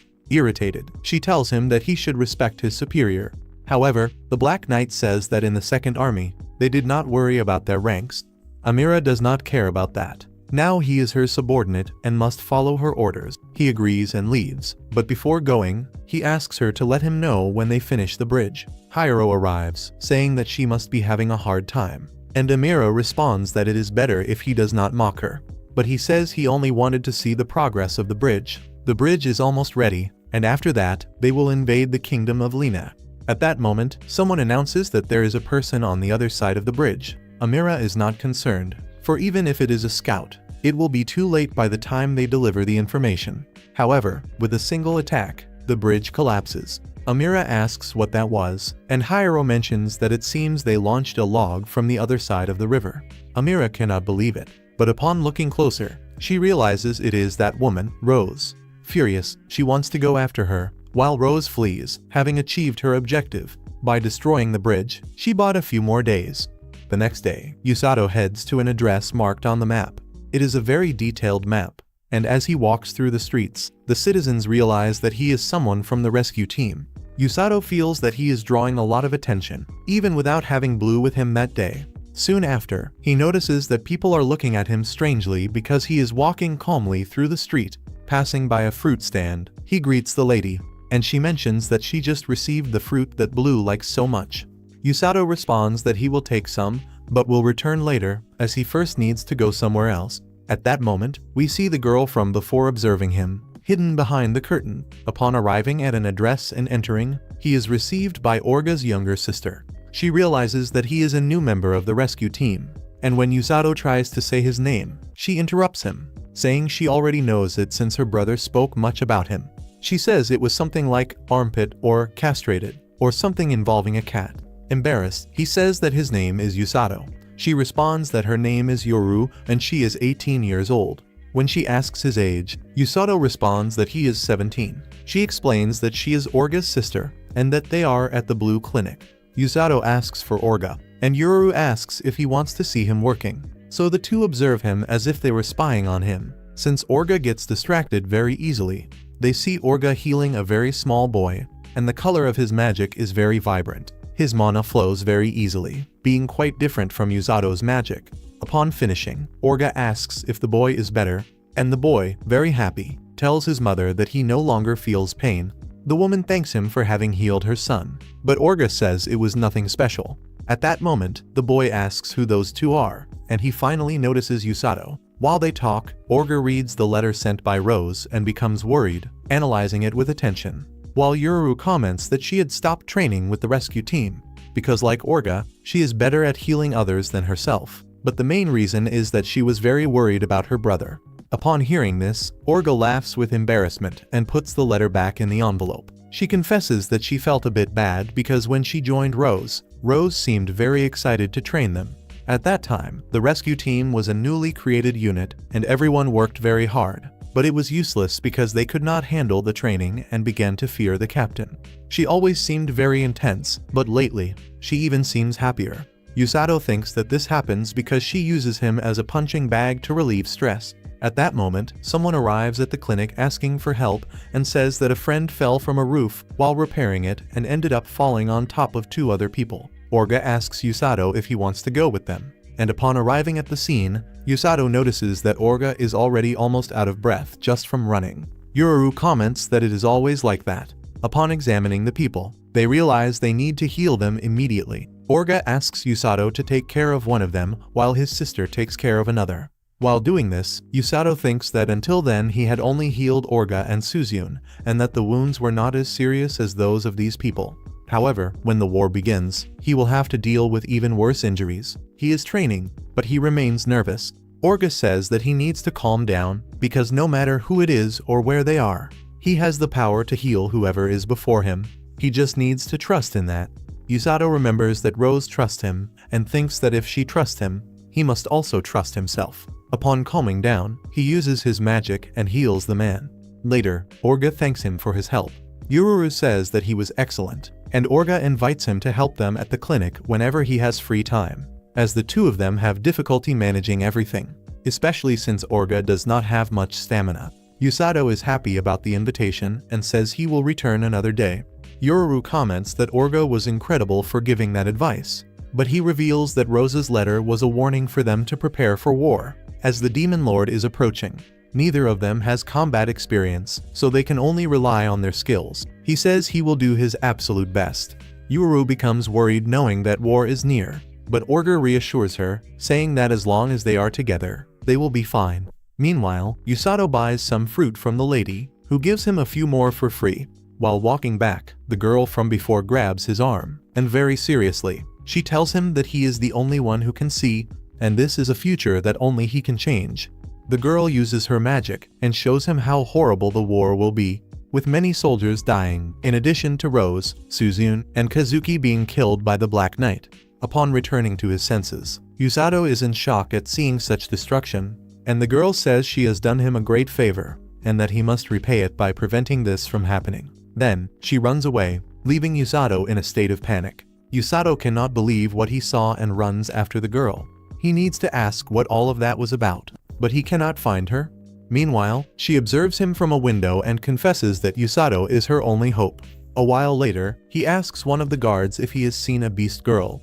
The guard has no idea who he is talking about, but thinks she could not have gone very far, since she is just a child. Then, Yusato begins to shout, wanting to know where that little beast girl went. At that moment, Rose appears and asks why he is shouting.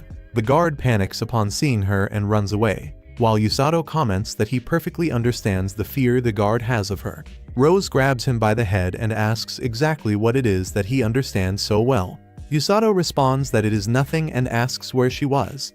She responds that she was on the outskirts of the kingdom observing the Demon Lord's army. She says they are building a bridge to cross the river and invade the kingdom, which leaves Yusato very frightened. However, Rose says she destroyed the bridge, gaining a little time.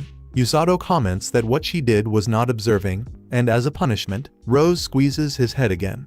Upon returning to the rescue team base, Yusato mentions the Beast Girl, and Rose responds that she does not know much about her, only that she appeared in the kingdom suddenly about 2 years ago. She was surprised because she did not expect a girl of about 12 years old to be able to escape kidnappers and bandits alone. Yusato asks why kidnappers, and Rose explains that beast women are frequent targets because, besides being very beautiful, they possess special magical abilities. Yusato then asks if they can have powers such as showing illusions to other people. Rose asks what he means, and he questions if they could show terrible visions of a possible future. Rose responds that among those species, there are those called time oracles, who are capable of seeing the future.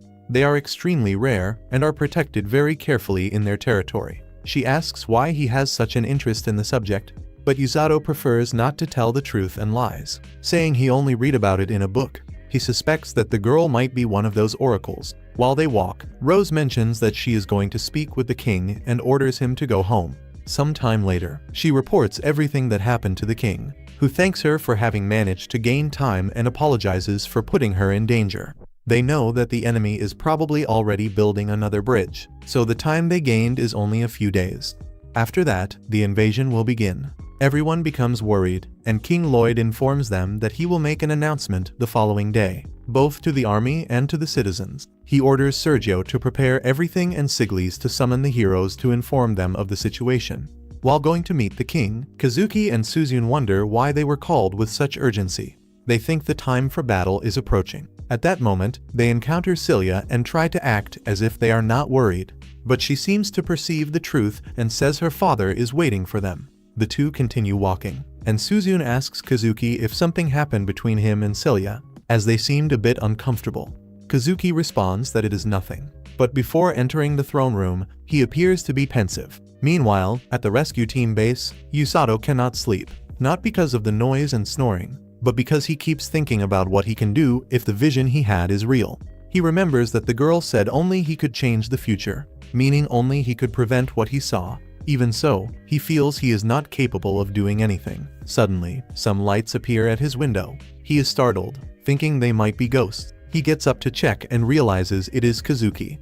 Upon meeting him, he says he almost had a heart attack. Kazuki apologizes, assuming he would be waking up early to train. Yusato notices that he is very serious and asks what is wrong. Kazuki says the king summoned them during the night and informed them that they will soon go to war against the Demon Lord's army. He already knew this moment would come, so he is not surprised. However, while Suzune seemed excited, he is very worried. Just thinking about entering combat prevents him from sleeping, which is why he left the castle to speak with Yusato. He practically ran away and confesses to Yusato that he is afraid of going to war. When they went to train by fighting monsters, he was paralyzed with fear. He stood motionless before them, and after defeating them following a hard battle, he realized how naive he had been. The Demon Lord's army wants to kill them, and this idea caused him profound terror. The people of that kingdom were very kind to him, always supported him, and expect much from him, and this makes everything even more painful. But Yusato responds that he is an incredible person, and confesses that he saw him as someone who never doubted or felt fear of anything, which was why he was so amazing. Kazuki asks how that could be possible. Yusato understands that since everyone expects so much from him, it puts him under great pressure. Still, it is normal to feel fear, and no one can live up to everyone's expectations. Sometimes it is good to think of oneself. Kazuki then asks what Yusato feels about all this. Yusato responds that he is going to save people and fight against the Demon Lord's army. He also feels much fear, but he has already made a decision. Kazuki says that he could die, and the worst part is that he ended up in that world by accident. Even so, many things have happened since he arrived. In the beginning, it was very difficult, but now he knows many people. He was accepted even though he felt out of place. He received help to move forward, and now he wants to save these people. This includes Kazuki himself, because even if he does not want to fight as a hero, he remains his friend. Kazuki slaps his own face a few times to gain courage and decides to fight to protect Suzune and Yusato. He knows he is still too immature to be a true adventurer, but he wants to fight to protect his friends. Yusato tells him to calm down and asks if he is sure. But Kazuki responds that if Yusato is going to be on the battlefield, he cannot stay behind, and he will face all his fear and whatever is necessary to protect his friends. Furthermore, with them by his side, he feels much more confident. In that case, Yusato says they will protect the people of that kingdom together. Soon after, he realizes he is saying very cliché things. Kazuki reveals that he is very happy to have met Yusato. Embarrassed, Yusato says that Kazuki is an amazing guy. After that, they say goodbye. But when he is about to leave and forget that embarrassing scene, Suzune appears to make fun of the demonstration of friendship between the two. Embarrassed, Yusato says he is tired and that it is better to talk the next day. But she is disappointed as she expected a more desperate reaction. Yusato imagines that she also noticed Kazuki was very worried, and that was why she followed him. Suzune confirms this, but it seems he did not need it because Kazuki has already made his decision. Even though Yusato confesses he would prefer if he did not fight, Suzune then asks if he also does not want her to fight, and Yusato responds that obviously he does not. But in her case, it is different because she was the one who decided to stay in that world. Suzune understands and says goodbye, as the next day will be very tiring. The following day, the king informs his army that the demon lord's army is already at the border and that it will not take long for them to arrive. They must intercept them in the fields to drive them back as they did 2 years prior. They know they will be attacked with much more force this time, and it will not be an easy battle. However, they are no longer the same as before. Now they count on the summoned heroes who will lend their strength, in addition to the rescue team that helped greatly in the past war. Once again, they will be on the battlefield healing the wounded. Many may be worried, but the king declares that the kingdom of Line will emerge victorious, as it possesses an army full of people who fear nothing. They will depart the following day and will emerge as winners of this battle. His speech raises the soldiers' morale, and some time later, Kazuki goes to Celia's room. He apologizes for coming to see her without warning, while she is happy that he came to visit her. Celia notices that he is prepared for battle, and Kazuki mentions that he will depart the next day along with the others. Celia says she will be praying for his victory, and Kazuki affirms that he will protect the kingdom from the demon lord's attack. After that, he says goodbye and calls her by her name, making her quite embarrassed to hear it, and she orders him to return safe and sound. On the other hand, at the rescue team base, Yuru is enchanted by Blue and asks Yusato if she can pet him. He responds that she can try, but it all depends on whether Blue will allow it. Yuru thinks they will get along, but Blue snaps to push her away. Yusato says that he is a very shy little bear, but Yuru does not give up and keeps trying. She wonders why he does not let her touch him, and then the little rabbit climbs on her. She thinks it is to console her, but the rabbit also ignores her. Even so, she keeps insisting and receiving many paw swipes, while Blue does not care at all. At that moment, Orga ends up falling while trying to lift the luggage from the carriage, and Yusato goes to help him. He notices that Yuru continues acting that way, but she says that she is actually very nervous, because just like Yusato, it will be her first battle, and she feels she is acting this way to try to forget it. Soon after, Tong informs Yusato that the boss is waiting for him in her room. Yusato asks if he is talking about her room, and Tong responds yes, questioning what other room it would be. Yusato finds it strange, because never before had she asked him to go there, and he begins to feel afraid, thinking that perhaps she wants to torture him. Tong says that even if that is the case, he just needs to go see her quickly.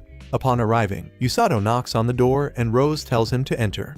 He asks what she needs, and Rose asks if he remembers what his role is on the battlefield. Yusato responds that he must heal the wounded on the front lines along with her. Rose says that is exactly right, but it will not be like that at the beginning.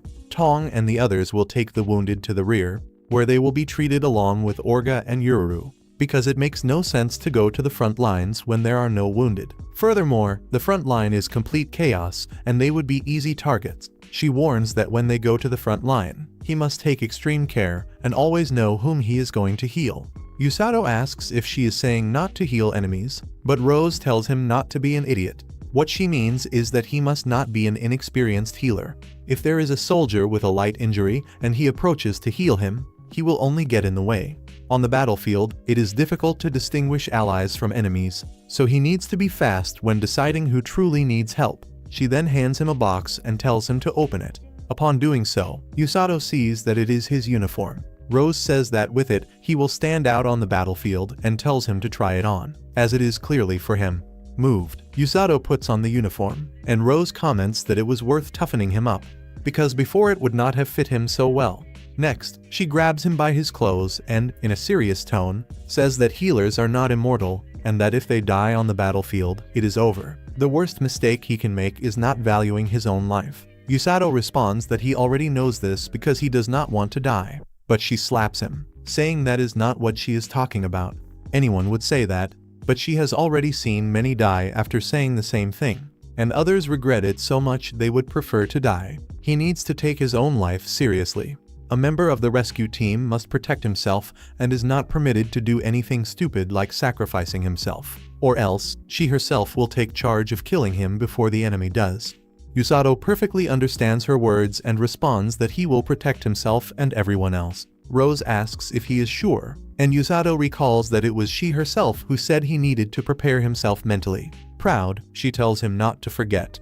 Upon leaving the room, he remembers the vision he had, but it does not matter if it is a prophecy or not, because he is certain of what he needs to do and does not intend to let Kazuki or Suzune die. After that, we see that the army of Line has begun to mobilize. Yuru complains because they are still halfway to the camp, and Tong responds that they need to move as far away from the kingdom as possible to avoid more casualties in the war.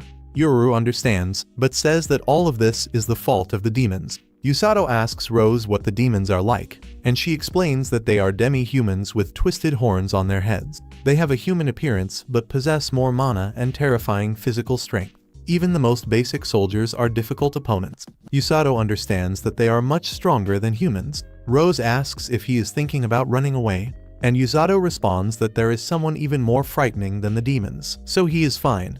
Rose says that he does not know how to keep his mouth shut, but that for someone who was summoned by accident along with the heroes, he ended up becoming a true monster, even if that is the result of very heavy training. Yusato confesses that in the beginning, he only wanted to rub that in her face, and he prepares himself to be hit, but notices that Rose becomes pensive. We then see that she remembers her old squad and touches the scar on her right eye. The story returns 5 years into the past, when Rose was the commander of a battalion of knights. The king meets with them, informing them that there had been sightings of demons in the fields near the darkness of Linnea. And they were not few, there were many. They have not attacked anyone yet, but they could start causing casualties at any moment. So they decided to choose guards to accompany the merchants crossing the fields. He informs them that the generals and senior officers will provide more details, and reminds them that demons are stronger than humans, so they must certainly avoid direct confrontations. After the meeting, Siglis approaches Rose, asking what she thinks of the demon's action. She responds that she does not know exactly, but everything indicates it could be an invasion, even if there does not seem to be a large army. Siglis says he will prepare his forces for mobilization, but Rose comments that this might be in vain.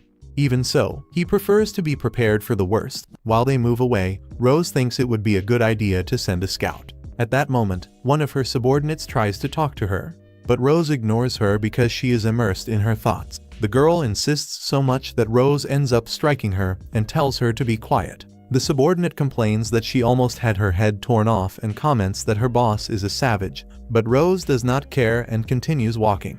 The subordinate comments that the situation with the demons is serious and that she did not expect them to appear like that, because she continues talking too much. Rose gives her a few more blows. When she asks what she did wrong, Rose responds that this is what happens for eavesdropping on others' conversation. She says it is always the same thing.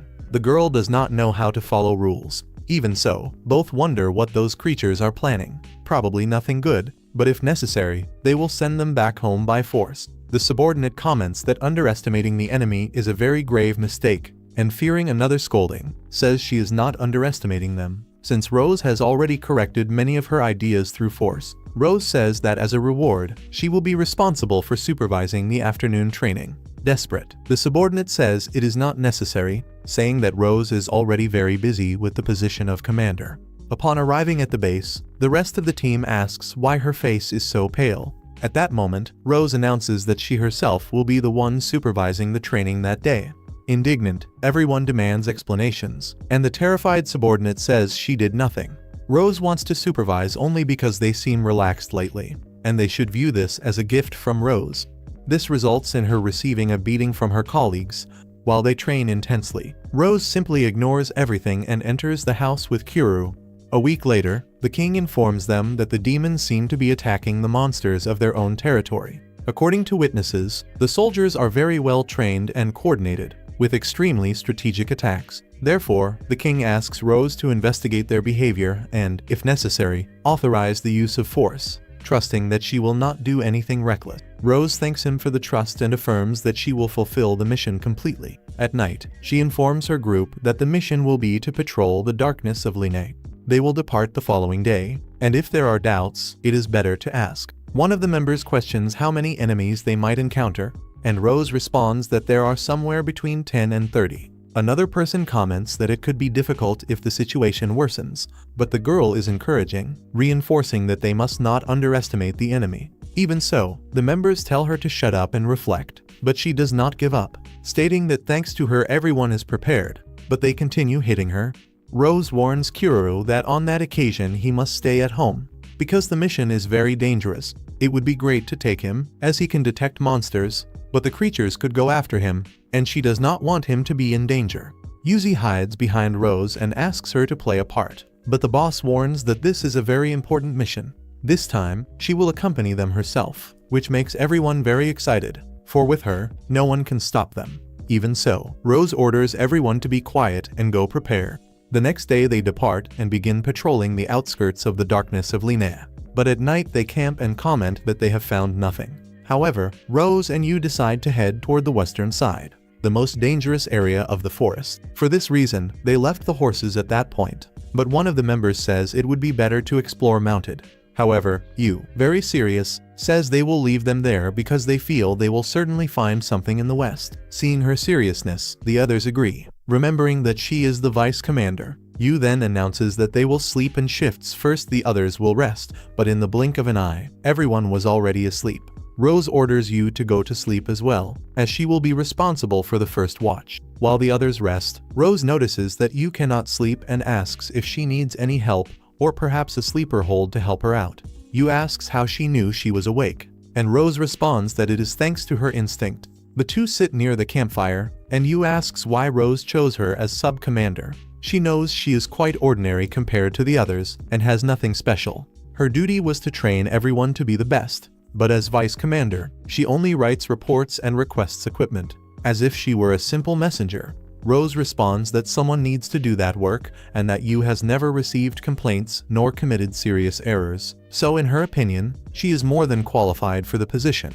Yu says she does everything she can. Rose comments that perhaps she will become the next commander in the future, as currently, being the commander of the Knights, she will not be able to lead that unit forever, and intends to leave the post to her someday. Desperate, Yu asks her to remain in command, saying that the group might even revolt and give her a beating. Rose asks what her companions think, and Yu responds that for everyone, Rose will always be the commander. Furthermore, Yu is extremely stubborn and does not obey orders from those she does not like. She follows what she believes to be correct even if others oppose it, and no one can control her in any way, and if someone complains, she resolves it through force. Yu comments that she gained a great reputation and was a talented knight, but she did not obey her superiors until she met Rose. At that moment she felt true terror. She continued ignoring orders she did not like, but neither common sense nor violence worked against Rose. She was beaten repeatedly, yet she was still not heard. If she tried to run away, Rose pursued her. If she tried to defend herself, she took blows so strong she almost lost her memory. Rose says she does not remember hitting her that hard. Yu responds that this is a joke and confesses she did not want to be dominated by her. No matter how hard the training was, she wanted to overcome it and rub it in her face, all because she hates losing. Rose agrees, saying that is true, and that it did not take long for Yu to take the training seriously, even if that was not something so incredible. Yu comments that she never had someone who cared if she gave up. Everyone ended up getting tired of her. However, Rose remained there, and that bothered her because she could not ignore her, but at the same time, it made her happy, and she feels that the rest of the unit feels the same way. She is the one who understands them best, which is why she is the only one capable of leading them. Rose observes with seriousness, stands up, and gives her a healing slap, saying that she is a spoiled brat who does not want to leave her parents' lap. Yu asks how she can respond like that after her affectionate confession. Rose responds that since she thinks she understands everyone better than anyone, Yu should not think that Rose would leave the position in the hands of someone who was not worthy. She did not choose her on a whim, but rather because Yu never gives up once she sets her mind to something. She continues moving forward regardless of the situation, and that is the attitude that inspires confidence in others. If she continues being as she has always been, the others will follow her. Yu asks if they will follow her of their own free will. Rose questions if she is truly so ignorant as to need another blow to understand, and Yu says there is no way to know if they do not explain. Rose responds that she is asking for another slap and explains that nothing is immutable. Everything changes with time. She will not be able to move forward if she does not accept this. But whatever happens, the fact that Rose was her commander will never change. Next, Rose says it is her turn to sleep. Yu will be responsible for the watch, and before leaving, she orders the others to go to sleep as well. The group members tell Yu that they trust her deeply, and upon hearing this, she becomes very embarrassed. They comment that they always obey her when necessary. She realizes they are trying to hold back their laughter, so she runs after them to finish them off. The following day, they continue patrolling the Line forest, and upon climbing a hill, they find bloodstains and scratches from a wolf. They also see recent footprints and confirm that the Dark Lord's army is hunting monsters. However, they wonder what the point of hunting in human territory is. It seems quite strange, but Yu believes there must be some hidden motive. Suddenly, they hear a roar in the distance and prepare in combat formation.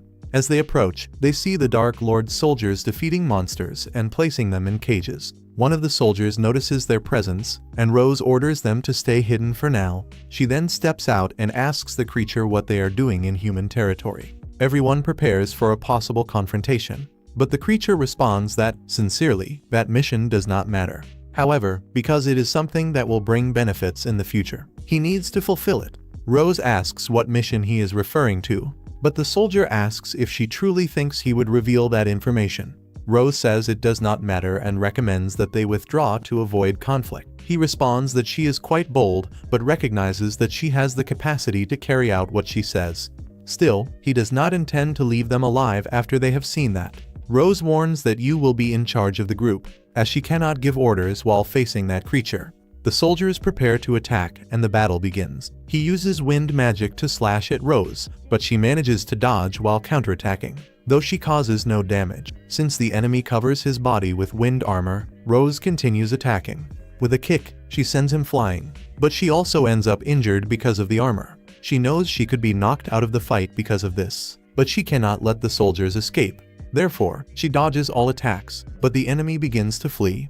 Rose then starts launching trees at them without stopping. She grabs a massive tree and hurls it with force, hitting him squarely, but the soldier frees himself with ease. They continue fighting while the creature mentions that he had never seen a human with such strength, saying she has certainly earned his respect. But Rose responds that he can only talk after she finishes him off. Immediately after, she is surrounded by a storm of wind blades, but that is not enough to stop her. The soldier is surprised to realize that her magic is healing magic, and that her enormous physical strength, speed, and regeneration power make her a very powerful warrior. He comments that she is practically a monster and reveals that his name is Nero, then asks for her name. She introduces herself while Nero says he intends to kill her right there. But Rose responds by saying she will finish him before that. The two begin to fight seriously. The other members realize that the demon's strength is on another level, but they do not intend to lose. They work as a team to defeat them, thereby demonstrating the true power of Rose's unit. Meanwhile, Rose notices that her enemy's sword is imbued with a curse, and she cannot let it even touch her. Nero attacks her with wind, but Rose strikes back with several consecutive blows and asks if that is all he has. He gets up surprised, saying he did not expect a simple monster hunt to end like this, and mentions that he personally trained his men. But now they are in a lamentable state. Still, he recognizes that Rose's subordinates are skilled, but they are certainly the most problematic group he has ever faced. The soldier comments that humans no longer possess the powerful heroes of old. Rose questions if he thinks he can beat them just because of that. Nero admits he did think so, but now believes she may be the greatest obstacle to his goal, which is to end the era in which his race lives subjected to humans. He says that the Dark Lord will awaken and, despite being savage, cruel, and pitiless, grants blessings to his people. Then Nero involves himself with the sword's curse to achieve victory. Leaving Rose in disbelief, they intend to destroy everything even if it means turning to dust. One of the girls manages to pierce the chest of one of the soldiers, but he sacrifices himself to kill her. Rose rushes to help her, but Nero blocks her path, and it is already too late. Unfortunately, their comrade dies. The others are shocked by the loss, but these creatures are willing to die for the glory of their lord. Another member is also killed, and Rose's unit falls into a panic upon realizing that the enemies do not care about their own lives. Rose despairs, feeling that she will not be able to save them in time, as one by one they continue to fall. Nero reveals that he ordered his men to die so that he could focus solely on his fight against her. Rose, consumed by fury, launches into an attack without thinking, but she loses her composure seeing her subordinates dying. Nero takes advantage of this opening and destroys her right eye with his sword, preventing her from regenerating the wound with magic. He explains that his crimson sword pierces through mana, making the wound temporarily impossible to heal. Her comrades scream for help, but are killed quickly. Rose tries to run to them, but Nero blocks her path by wounding her leg. With her vision impaired, he says she is no longer a worthy opponent and decides to end everything right there. While Rose realizes her sense of distance is compromised, when she is about to die, Yu steps in front of her and takes the blow in her place, dying instantly. Rose falls to her knees, horrified to see all her subordinates dead, and remembers that they all trusted her, believing that as long as she was there, no one would die. Yu could have fled, but she chose to sacrifice herself. Rose blames herself, thinking that if she were stronger, that would not have happened, all because she trusted too much in her own strength. Nero says she will never forget the death of her men, just as he will never forget the death of his own. When he is about to kill her, Rose grabs the sword with her bare hands and beats him brutally, screaming that someone like him, who sacrifices his own men, does not understand the value of a comrade's life. She tears the sword from him, preventing him from reacting, and beats him with fury to avenge her allies. Then she hurls him against a tree and impales him with his own sword, and consumed by rage, she moves forward to kill him once and for all. At that moment, Amira appears much younger, revealing herself to be Nero's disciple. He had ordered her to stay in the rear, but she could not abandon him. Rose is greatly surprised, wondering how someone who treats his subordinates like disposable pieces could have someone willing to save him. Amira removes the sword and tries to take him away. Rose yells for her to stop, but as she looks at her, she sees the same despair that Yu demonstrated before dying. Faced with this, she ultimately allows them to flee, wondering what is happening. At that moment, she hears Yu's weak voice and crawls quickly to her, desperately trying to heal her. However, Yu knows her wound cannot be healed, but says it does not matter, for she regrets nothing. She was very happy fighting by her side as her subordinate. Rose tells her to be quiet, but Yu continues, saying she is certain the others felt the same, and asks her to continue being the person everyone admires. Immediately after, she dies in Rose's arms, who is overtaken by rage, helplessness, pain, and sadness upon seeing her dear subordinates in that state. Some time later, Rose returns to the capital, informing the king that the Dark Lord will soon be resurrected and intends to invade the kingdom. That was what Nero declared, and it is likely the reason why they are hunting monsters. After the report, she asks the king to remove her from the position of commander of the cavalry. Siglis is surprised by the request. The king asks if she is sure, and Rose responds that she no longer has the right to consider herself a knight. Afterward, she leaves the throne room. As she walks through the streets, some people approach her, the parents of Josh. They thank her for him having served under her command, as before he was very problematic, but he changed completely after joining her team. Rose is shaken upon hearing this and apologizes, saying their son died because of her fault. However, the parents give thanks, affirming that thanks to her, their son became a better person. And furthermore, she brought the body back, allowing them to say their goodbyes to him. Later, upon returning to the base, Rose sits in a corner and laments everything that happened. A month later, Siglis goes to her and asks if the king really visited her. Rose confirms it and says it was surprising to see him there without any attendance. Siglis comments that he was worried, as she spent an entire month without leaving, and asks if the king managed to convince her to return to service. Rose responds that the king went for the same reason he did. He wanted to verify if she had not died along with her unit. She admits she would not mind dying. Irritated, Siglis grabs her by her clothes, but Rose asks him to calm down and not get so close, saying it was just a thought that passed through her mind. Siglis notes that the wounds caused by the sword are already scarring and asks why she does not try to heal her right eye. But Rose does not respond, and after that, he leaves. Alone in her room, Rose reflects that the scar is a reminder that she let her comrades die, a punishment she will never forget. Despite this, she does not intend to die, for she survived and does not want that survival to have been in vain. She wonders what she should do now and considers going out to kill as many of the Dark Lord's subordinates as possible in search of revenge, but she soon restrains herself and tries to organize her thoughts. Gradually, she calms down, imagining her comrades sitting at the table. She did not expect to be so fragile and wonders what they would say seeing her in that state. In her mind, she imagines Yu saying they would laugh at her and wonder if this is truly their commander. Then she remembers the words she herself said to Yu, that nothing is immutable, everything changes, and one cannot move forward without accepting that. Regardless of everything, she will always be their leader. Furthermore, she recalls Yu's final request, for her to continue being the person everyone admired. Next, she imagines the rest of the team encouraging her to return to being the commander she always was, the one who did not let herself be shaken, and made everyone train without rest. Rose begins to cry and finally understands that she needs to accept their deaths. Her subordinates always moved forward without fear, with smiles on their faces. She allows herself to cry, saying that this will be the last time she will feel weak, and asks permission to be weak just this once. But she promises she will not give up again. After crying, she feels a little better and decides to become someone worthy of continuing to be admired. Now she knows what she must do. A great battle against the Dark Lord is coming, and many soldiers will be sent to their deaths, and she intends to prevent that. Therefore, she decides to create a group that saves lives, that lets no one die. To do this, she will need at least 5 people, including 2 healers and someone like herself. Someone who not only heals but also can move through the battlefield and protect themselves. She knows an ordinary person could not do something like that. But if she found someone capable, perhaps she could fight alongside that person without them dying. Returning to the present, Rose tells Usato that she is happy to have found him, which leaves him quite startled to hear. She asks why he seems so surprised, and Usato responds that he did not expect to hear something like that from her. Rose then confesses that his existence is very important, even if he does not yet realize. She says one cannot think that just any healer could become like him with training alone, and asks him to imagine what it would be like if everyone were like her. Usato responds that it would mean the end of the world, and ends up taking a blow right to the stomach. Rose explains that she meant precisely that it is impossible.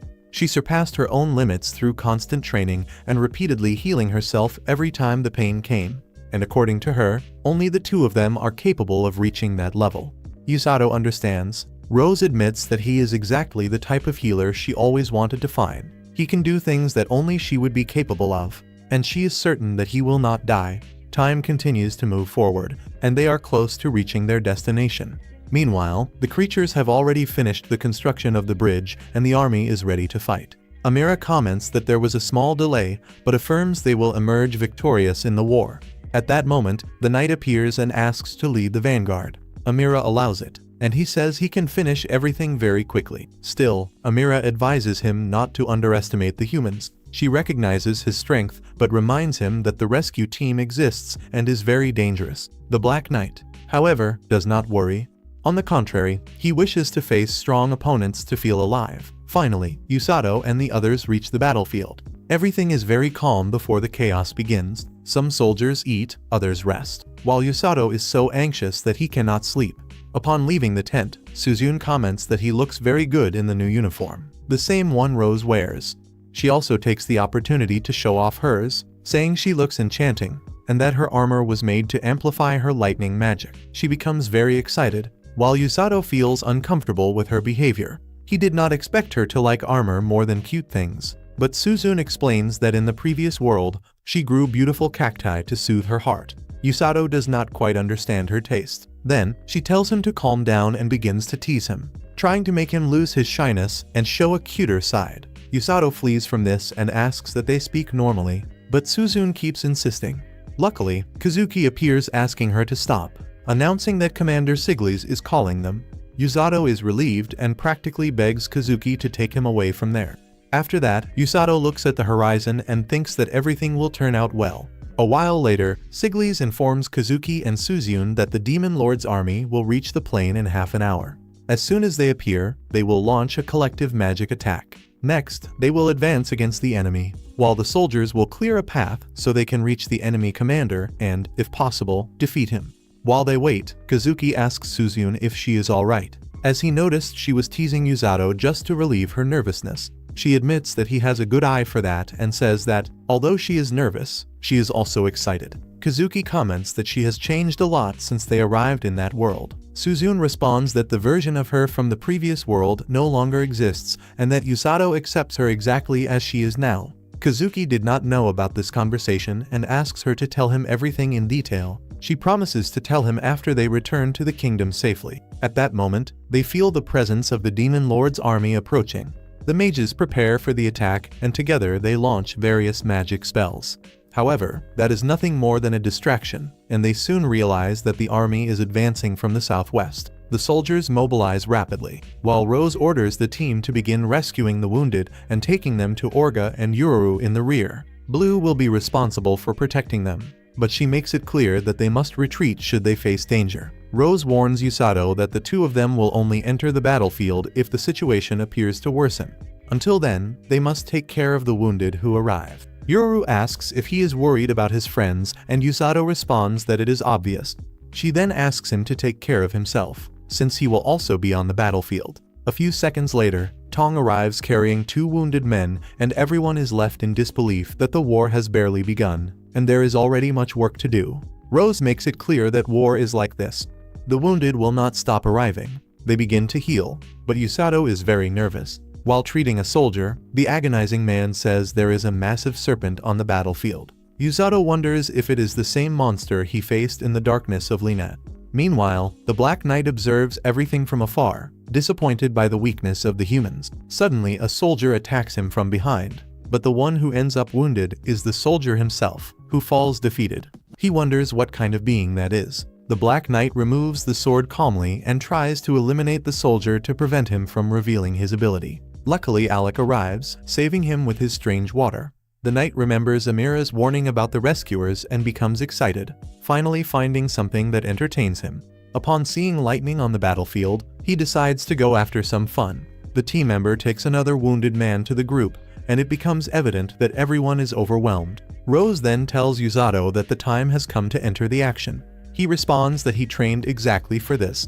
They warn Orga and Yuru that they will be responsible for the rear while they head to the field. Before leaving, Rose asks Blue to take good care of them. As they advance, Rose comments that Alec reported an enemy with black armor and mysterious, extremely dangerous magic. Usato remembers the vision he had, stopping to think for a moment. Before they enter the chaos, Rose gives him one last piece of advice, asking if he is already prepared for the possibility of killing someone. Usato realizes that he only thought about saving people, and that if he continues like this and is cornered he might end up dead. So Rose teaches him a secret technique to get out of those situations and orders him to head to the right while she goes to the left to cover more area. Usato runs through the battlefield shocked and disgusted by so much carnage. He sees a soldier in danger and saves him quickly by dodging the enemy attack. Meanwhile, Rose heals 2 soldiers at once. Usato also begins to act with more confidence, healing 2 soldiers and ordering them to retreat to the rear if they are not fully recovered. Suzune easily defeats several enemies, ordering the wounded to retreat while the rest continue advancing with her. Despite the efficiency, she is saddened by the number of deaths. Kazuki notices and asks if she is alright. Suzune hides what she feels, saying that everything is fine. They need to continue advancing and defeat the enemy commander to end that carnage as quickly as possible. But before they can proceed, the Black Knight appears before them. The soldiers feel intense fear upon perceiving his presence and his dark aura. They had never seen an enemy such as that one before. Inukami orders everyone to remain on high alert, but several reckless soldiers advance to attack and end up being impaled by their own spears. The boys ask if the attack had no effect, or if he simply does not feel pain, but the Black Knight repels them, and subsequently, they end up being affected by a strange magic. Kazuki, irritated, attacks without thinking, but Inukami intervenes by parrying the strike. Kazuki asks why she stopped him, and Inukami explains that they must not attack without first understanding the enemy's magic. The Black Knight activates his ability, and it is discovered that he is capable of reflecting the attacks he receives. Thanks to Kazuki's recklessness, Inukami manages to comprehend how the ability functions. If the armor sustains damage, he returns it to the person who caused it. The Black Knight comments that he did not expect them to discover it so quickly and asks them not to flee, as he wishes to see them resist, fight, and struggle before they die. At that moment, Usato feels a severe headache, and the horrific visions return. He wonders why he cannot heal himself and becomes worried, thinking that something terrible might have happened to Kazuki and Inukami. Suddenly, the enemy moves forward to attack him, but he manages to dodge. Nevertheless, he trips and falls, finding himself on the brink of death. However, the soldier he saved previously intervenes and protects him. Usato expresses his gratitude and asks where the heroes are located. The soldier replies that they must be at the center of the front line. Usato sets off running desperately to arrive in time. Meanwhile, Inukami devises a plan to attack without being affected by the reflection magic. She explains the details to Kazuki, who finds the plan somewhat risky. but Inukami asserts that, in the worst-case scenario, Yusato will arrive to heal them. Kazuki comments that she remains as reckless as she was in the other world, but they take action regardless.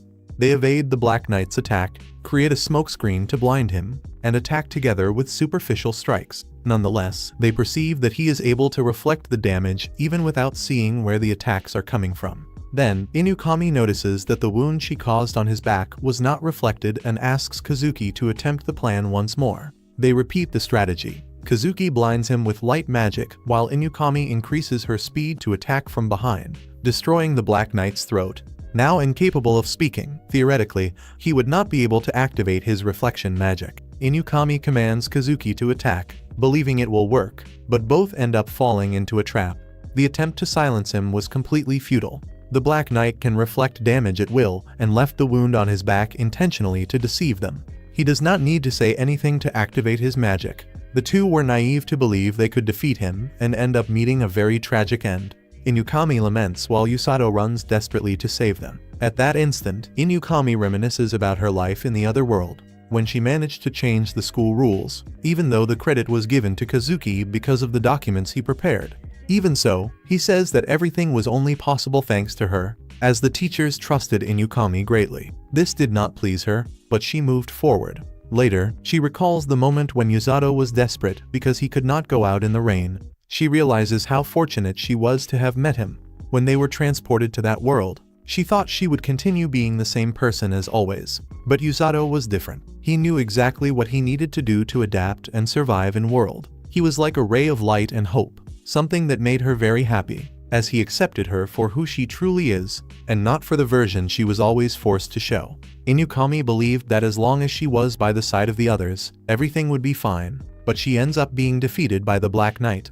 Upon seeing the fall of the heroes, the soldiers become demoralized, while the enemies become very joyful. Fortunately, when she is about to die, Yusato arrives to save her, delivering a healing strike that launches the Black Knight far away. However, upon seeing the state of his friends, he becomes desperate, thinking he arrived too late.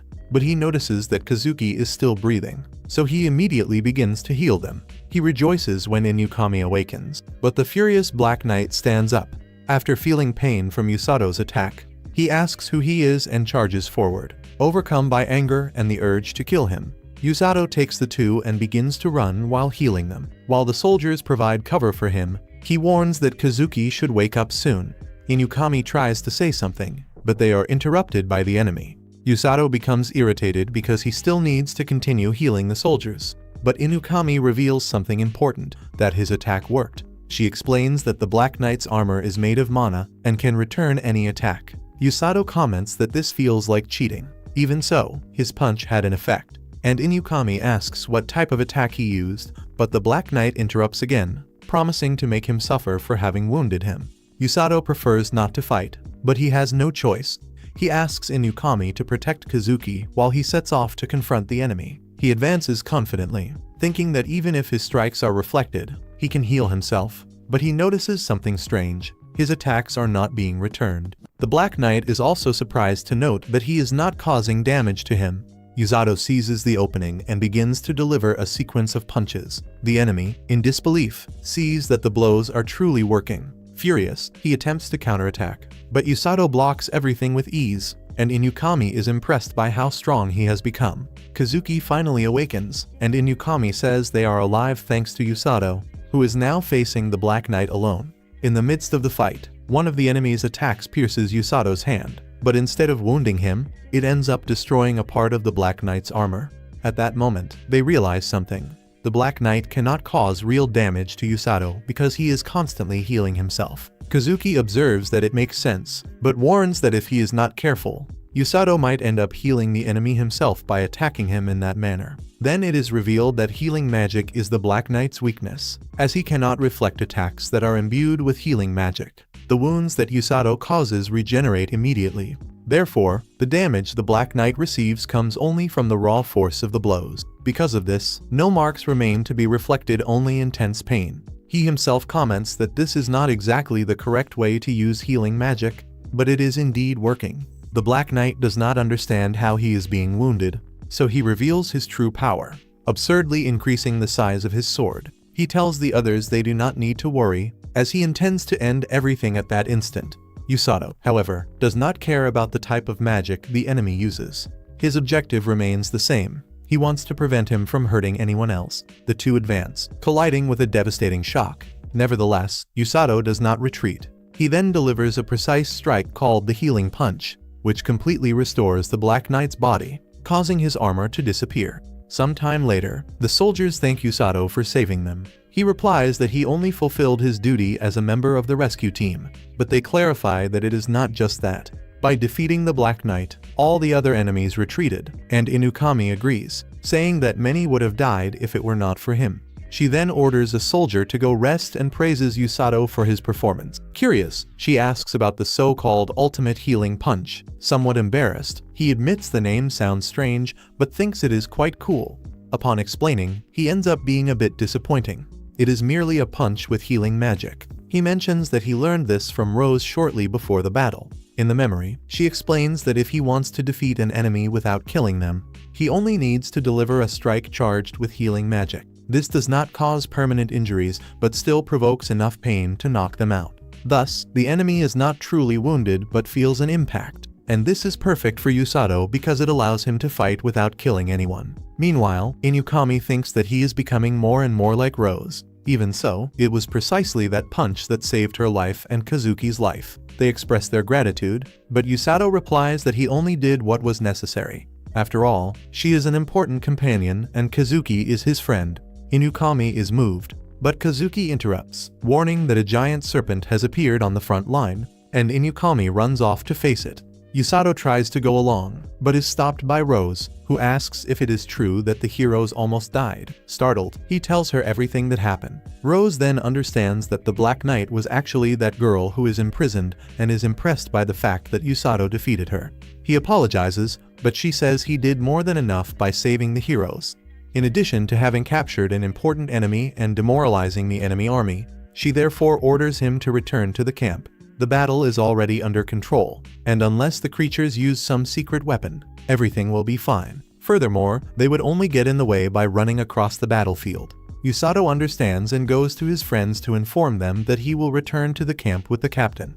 Before leaving, he asks them not to die, to defeat the enemy, and to return safely. They thank him, guaranteeing they will not waste the life he saved. Yusato says goodbye and leaves, while Rose, in a low voice, admits she is happy that he survived. When he asks if she said something, she simply denies it and tells him to hurry. Meanwhile, Commander Amaryllis is in disbelief upon discovering that the Black Knight has been captured, and she is informed that he suffered a crushing defeat. She cannot believe that anyone has overcome that magic. Upon learning that the one who defeated him was a member of the rescue team, Amaryllis irritably asks if it was Rose, but her subordinate replies that it was a young man with black hair.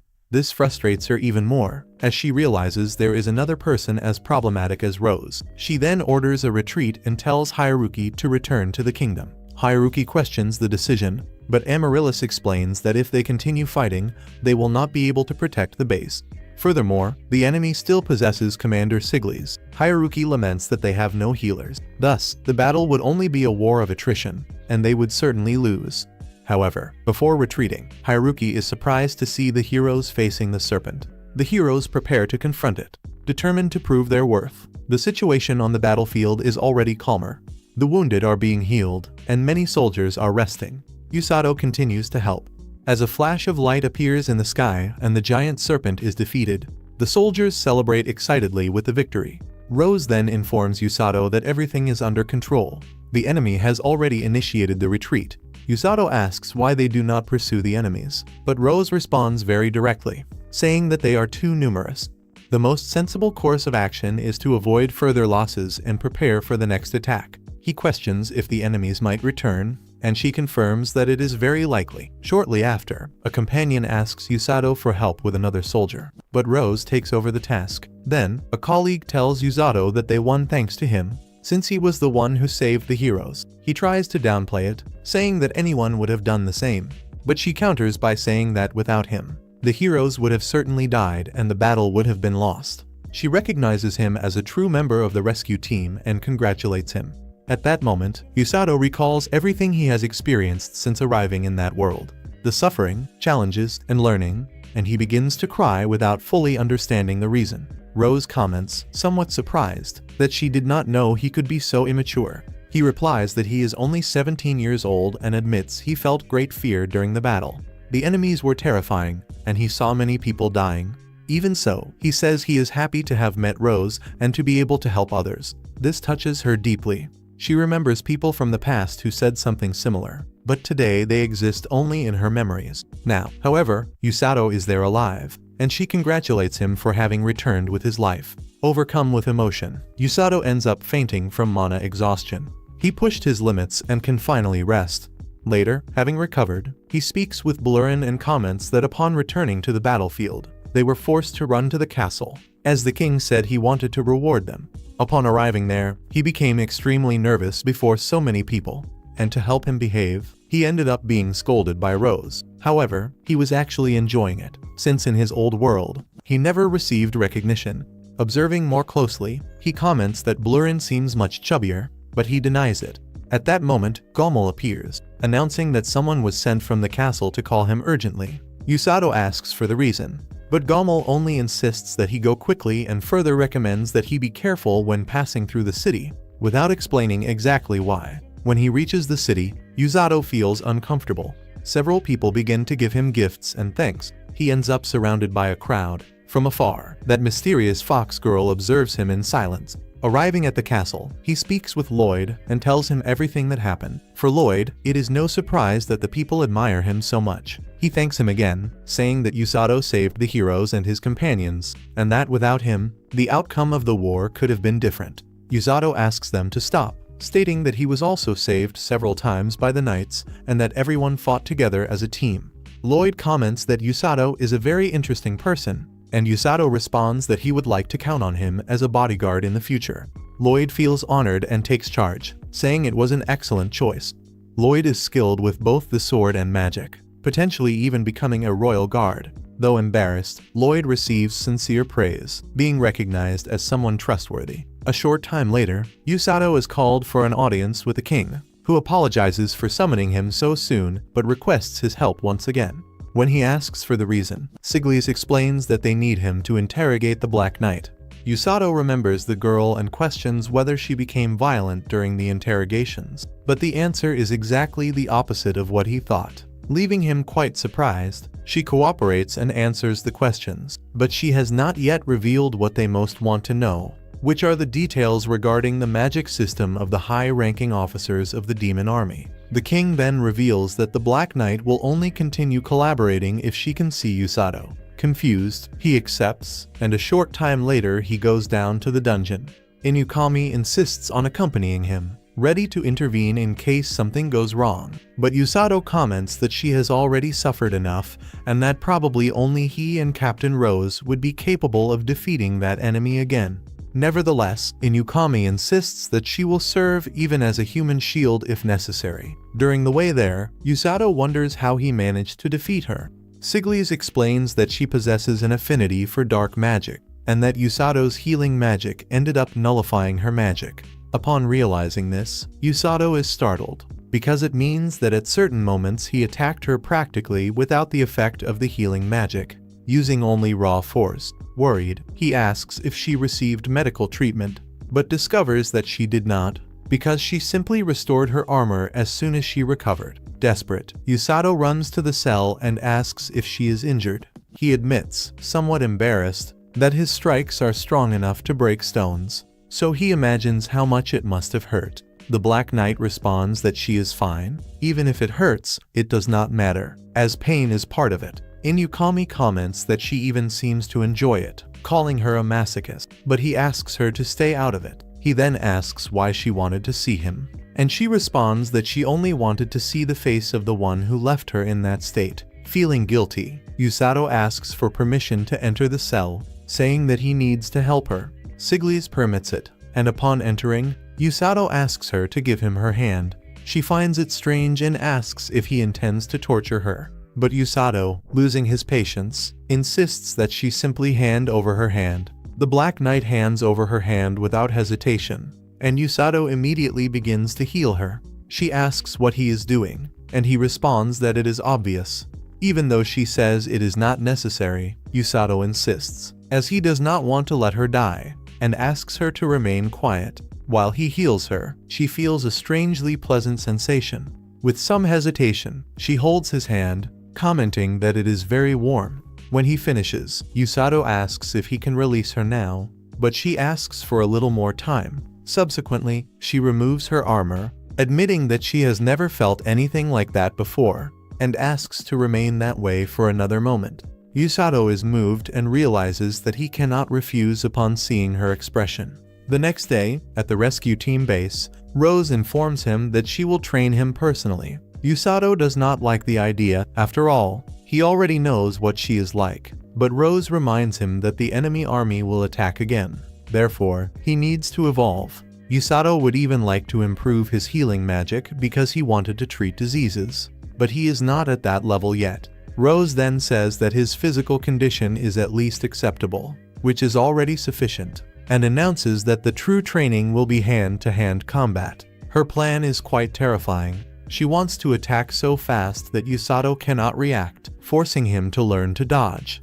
He panics, asking if she holds some grudge, but Rose explains that the problem is different. Rose feels that he depends too much on healing magic, but it is not his fault. He was trained that way, but now he needs to go further. Usato starts to freak out, calling for help, while Rose makes it clear that healing magic does not work against wounds caused by cursed weapons. In other words, if he does not learn to dodge, he could truly die. She says she will start without much force, but Usato questions her, saying it makes no sense to go around beating his subordinate. This only makes Rose more irritated, as she considers it a request for her not to stop, and decides to take the training even more seriously. The result is that Usato immediately regrets it. She launches him far away, advancing at high speed and knocking him out in seconds. Upon waking up, he thinks it was all just a dream, until Rose appears saying that the training will continue. She says that before she restrained herself, after all, he is still alive, and he, terrified, thanks her for not having been completely destroyed, but ends up taking another strike and falling to the ground again. The next day, still traumatized, Usato visits the Black Knight and begins to complain about everything he suffered at the hands of Rose. He asks if she also finds that an absurdity. She, without patience, asks why he is telling her all this, wanting to know if he wants something in exchange. Usato responds that Rose is busy, and he ended up having no training that day, so he decided to visit her to see how she was. She says that she is fine and is not going anywhere. After all, she is confined to a cell. When he asks about her plans, she says she is in no position to decide anything. She tries to ask something but gives up, putting on her helmet and telling Usato to leave. He obeys her and departs. Along with this, the king meets with Rose to discuss new tasks. Meanwhile, Usato walks pensively, reminiscing about the battle against the Black Knight. On the way, he sees Kazuki's training, as he is practicing the control of his magic by manipulating spheres of light. He also encounters Princess Celia and realizes how much Kazuki is striving to evolve. Observing this, Usato thinks that compared to his own training, that seems quite peaceful. Kazuki notices his presence and comments that Inukami told him he made the prisoner cry. Usato responds that he only healed her wounds, but Kazuki already knew that and was merely teasing. Celia says that Inukami mentioned Usato activated some sort of event with the Black Knight, and he asks them to ignore that kind of comment, calling it nonsense. Even so, Celia highlights something important, that thanks to them, they managed to obtain the necessary information from the Black Knight. The king is extremely grateful and trusts Usato more and more. Deep down, everyone knows that without him, the outcome of that battle could have been completely different. Kazuki agrees, saying that is entirely true.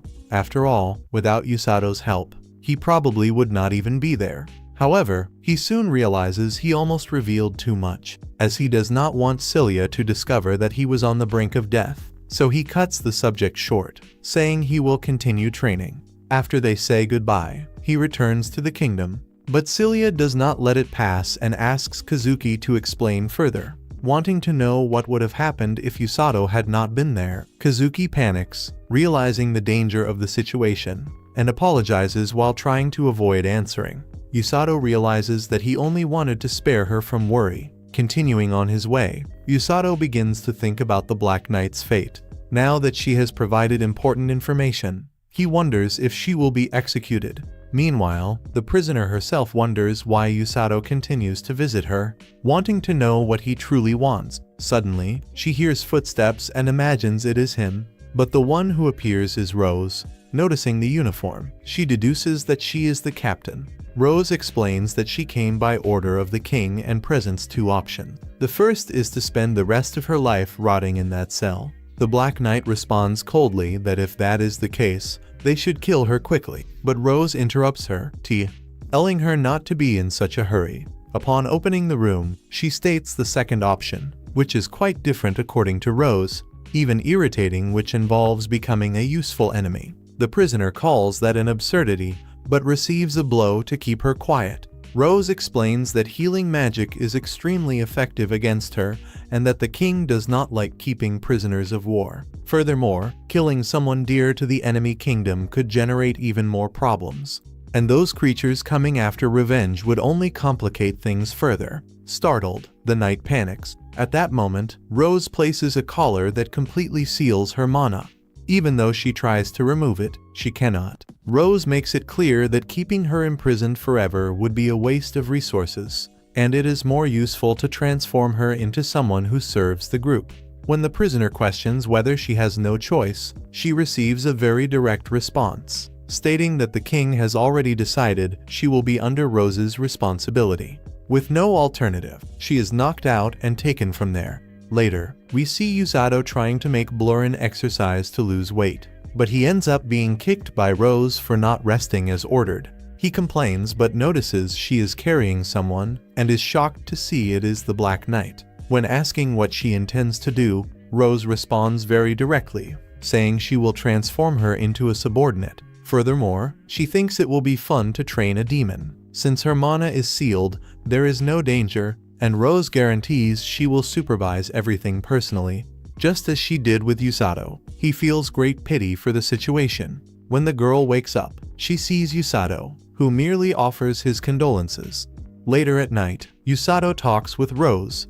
She comments that the newcomer complained a lot at first, but calmed down after taking a bath. She still does not quite understand what is happening, but that should change when the training begins. Then Rose reveals something important, that she spoke with the king about a matter that also involves Usato. In the previous conversation, the king explained that he intends to form alliances with other countries. In this manner, it would be easier to face the army of the Dark Lord. But for this, he plans to send representatives, and the chosen ones are Inukami, Kazuki, and Usato. He is quite surprised to have been included, but Rose explains that the king believes he is the ideal person for the mission, and she fully agrees. The departure date has not yet been set, but he must prepare regardless. The next day, while he is in the village, some girls encourage him to continue with his work, and the shop staff apologize for their excitement the other day. The people of the kingdom are very kind, and the journey as a representative is meant to save all of them. While walking, he encounters Inukami. Inukami mentions that by bumping into him, she has activated an event with him, while Usato begins to feel embarrassed by her. At that moment, he notices the fox girl, so he quickly runs after her, picking her up and saying they need to talk. The girl responds that she was waiting for him, as the time has come to return the favor, and asks Usato to save her mother. He is surprised by the news, and the atmosphere becomes tense until Inukami arrives. She is excited to see the fox girl, wanting to pet her. Returning to the serious matter, the girl ignores Inukami and says she can only trust Usato with this task. He asks what she means, while Inukami becomes irritated at being ignored. Usato scolds her for being inconvenient, asking if she knows how to exist without being the center of attention. The embarrassed girl asks Usato to put her on the ground. Usato apologizes and releases her, and she introduces herself as Amako. As expected, being a very serious beastman girl, she asks to talk in private, which is quite difficult with Inukami around, constantly breaking the mood. Meanwhile, the Black Knight suffers during training with Rose. The others surpass her easily, saying she is too slow for a demon. She responds irritably that she is not an ogre or a goblin like them. The young men take offense, stating they are humans. In the end, she trips and falls headfirst onto the ground. She decides to give up and lie there waiting to die, but Rose awakens her with a healing strike, ordering her to keep running. On the other hand, Usato takes Amako to the rescue team base, saying they will be able to talk more calmly there since the rest of the group is training. Yet Inukami still wants to touch her ears. Usato asks Amako if she is sure she wants that crazy woman present, but she responds that there is no problem, as she trusts the hero will keep the secret. Amako says she knows both of them and their magic well. Usato admits he has many doubts and asks why she showed him that vision before. Inukami is surprised to realize this, and Amako reveals she needed to do it. Otherwise, the heroes and the kingdom would be lost. She explains that her magic allows her to see the future.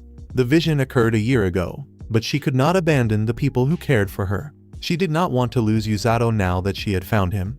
Usato understands that she was looking for a healer, which is why she left the Beastman territory. Inukami comments that this territory is very far away, but Amako had no choice. She needed to save her mother, who has been unable to even open her eyes for years. Therefore, she set out in search of someone with healing magic, something that, according to her, only humans possess. Even so, no one wanted to help her until she found Usato. Still confused, he asks why she did not seek out Orga or Yororu at the clinic, as they likely would have helped. Amako explains that she cannot take them because they would not be able to keep up, and she also did not speak with Rose because she was afraid of her, besides having seen in a vision that she would be rejected. Inukami understands, as Rose is a very prominent figure in the kingdom, making Usato the best option. As soon as she saw him, Amako knew he would accompany her and perceived that he was a kind person, which is why she showed the future to him. Now, she asks from her heart that he go with her to her land to save her mother. Inukami comments that this is a complicated request, as Usato is now an important figure for the kingdom. However, Usato responds that he can help. He asks Inukami if she knows about the representative's journey and says he intends to use it as an excuse to pass through the Beastman territory. He will ask the king if there is any problem. But first, he needs to speak with Rose. He asks Amako to wait a moment and even recommends that she scream loudly if Inukami begins to overstep with her. After a while, Usato explains to Rose that Amako can see the future. Rose immediately warns that this is a very serious matter. People who can see the future are responsible for predicting calamities and always alert the Beastmen, so the presence of one in the human kingdom could even cause a war. She decides to inform the king immediately. Usato understands the gravity of the situation, and Rose orders him to wait until she returns from the castle.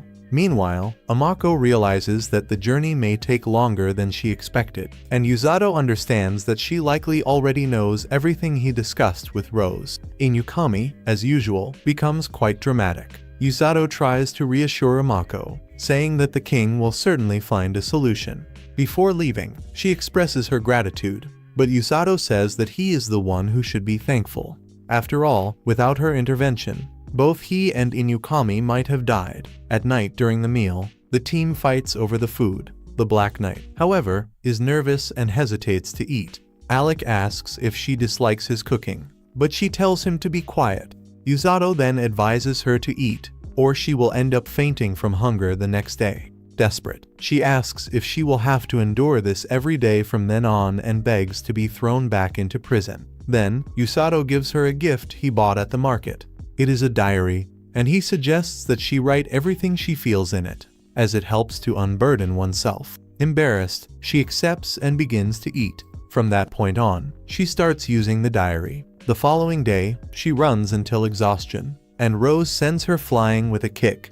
On the 5th day, Usato runs alongside them as if it were nothing, causing her to begin viewing him as if he were a machine. On the 10th day, she hears noises in the forest and goes to investigate in secret. She is shocked to see Usato being brutally trained by Rose. Even while taking a beating, Usato stands back up as if nothing happened, while Rose scolds him, saying he must dodge the attacks, not just endure them.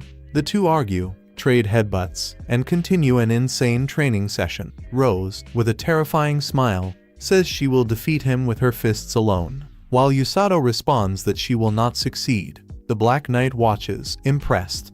At one point, Usato finally manages to dodge an attack, but is immediately struck by the following strike and launched against a tree. Still, he stands up, happy to have managed to dodge at least one attack. She is shocked by his level of masochism. Rose then orders him to resume running, stating that from that moment on, the Black Knight will begin training with Usato.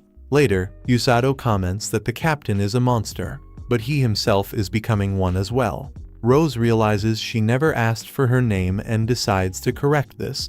She reveals that her name is Felm, but no one calls her that. At that moment, Blurren arrives running, announcing that it is time for everyone to train together. Felm, slightly concerned, asks if that was all. She expected something more after revealing her name and ends up kicking Usato before he sets off with Blurren. She overtakes the two of them, leaving them behind. During the training, Usato advises Felm to take it easy, but she refuses to fall behind him and ends up fainting. He heals her, and now she rests while appearing to be dying of rage toward him. Later, Rose orders food to be brought to her. Meanwhile, the others begin to tease Usato, asking what kind of strange things he is doing with that girl. With a serious expression, he tells everyone to shut up, saying his training is more humane than the captain's, which causes Rose to nearly kill him with a spoon. Finally, Rose tells Usato that the next day he must go to see the king and take Amako with him.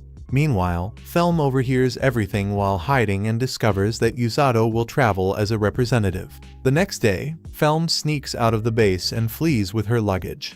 In the meantime, Usato and Amako are at the castle. Upon meeting with the king, he thanks Amako deeply, even kneeling before her, saying that without her help, the kingdom could have been destroyed. He affirms that he wants to help her in the best way possible, so he explains to Usato that they planned the travel route taking her request into account. After passing through several nations, the final stop will be in Myalark. It is the nation of water, built on the banks of a massive river. Amako is surprised, because on the other side of that river lies the Beastman territory. In other words, it will be the perfect opportunity to take her to her homeland. She is very happy about this. The king says that Lloyd will explain the details. Outside the throne room, Lloyd informs them that they will visit 4 territories: the magical territory of Lukacs, the Sumerian nation, the aquatic nation of Myalark, and finally the Beastman territory. Inukami and Kazuki will accompany Usato during the first part of the journey. After that, he will continue with Amako and a few knights. Usato asks how many will go with him, and Lloyd explains that too many soldiers would raise suspicions. The ideal is to take only 2. Usato then chooses Lloyd, who is embarrassed for being somewhat clumsy and capable of protecting only one thing at a time. Because of this, he guards the entrance to the castle. Even so, he decides to go, asserting that he will protect Usato and Amako with his own life. For the second companion, Usato chooses Blurren. Meanwhile, Felm attempts to flee, but Rose catches up and sends her flying once again. Rose realizes she has been far too permissive with her. Initially, she thought Felm would flee to alert the Demon King's army, but now she believes that is not the case. Near the base, someone asks Rose if she is worried about Usato since he is traveling so far away. Rose responds with a smile, stating that he is a healer trained by her.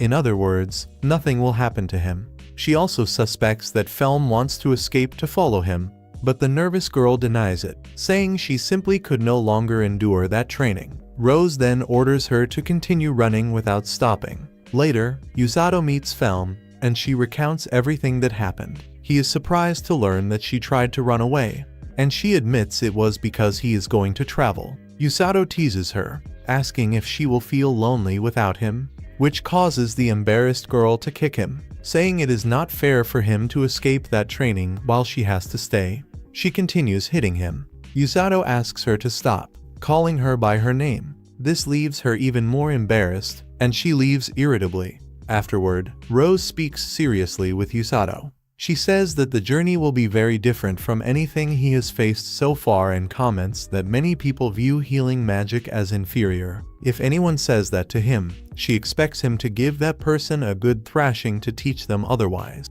In a more serious tone, Rose admits that this journey will change him in some way and reveals that she has great expectations for him. Usato is moved upon realizing this and reaffirms his admiration for her as his master, determined to continue living in that world alongside her and the other people of the kingdom. The next day, Orga and Yoru wish him good luck. Blurren complains about having to carry luggage, while Amako says goodbye to the lady who cared for her.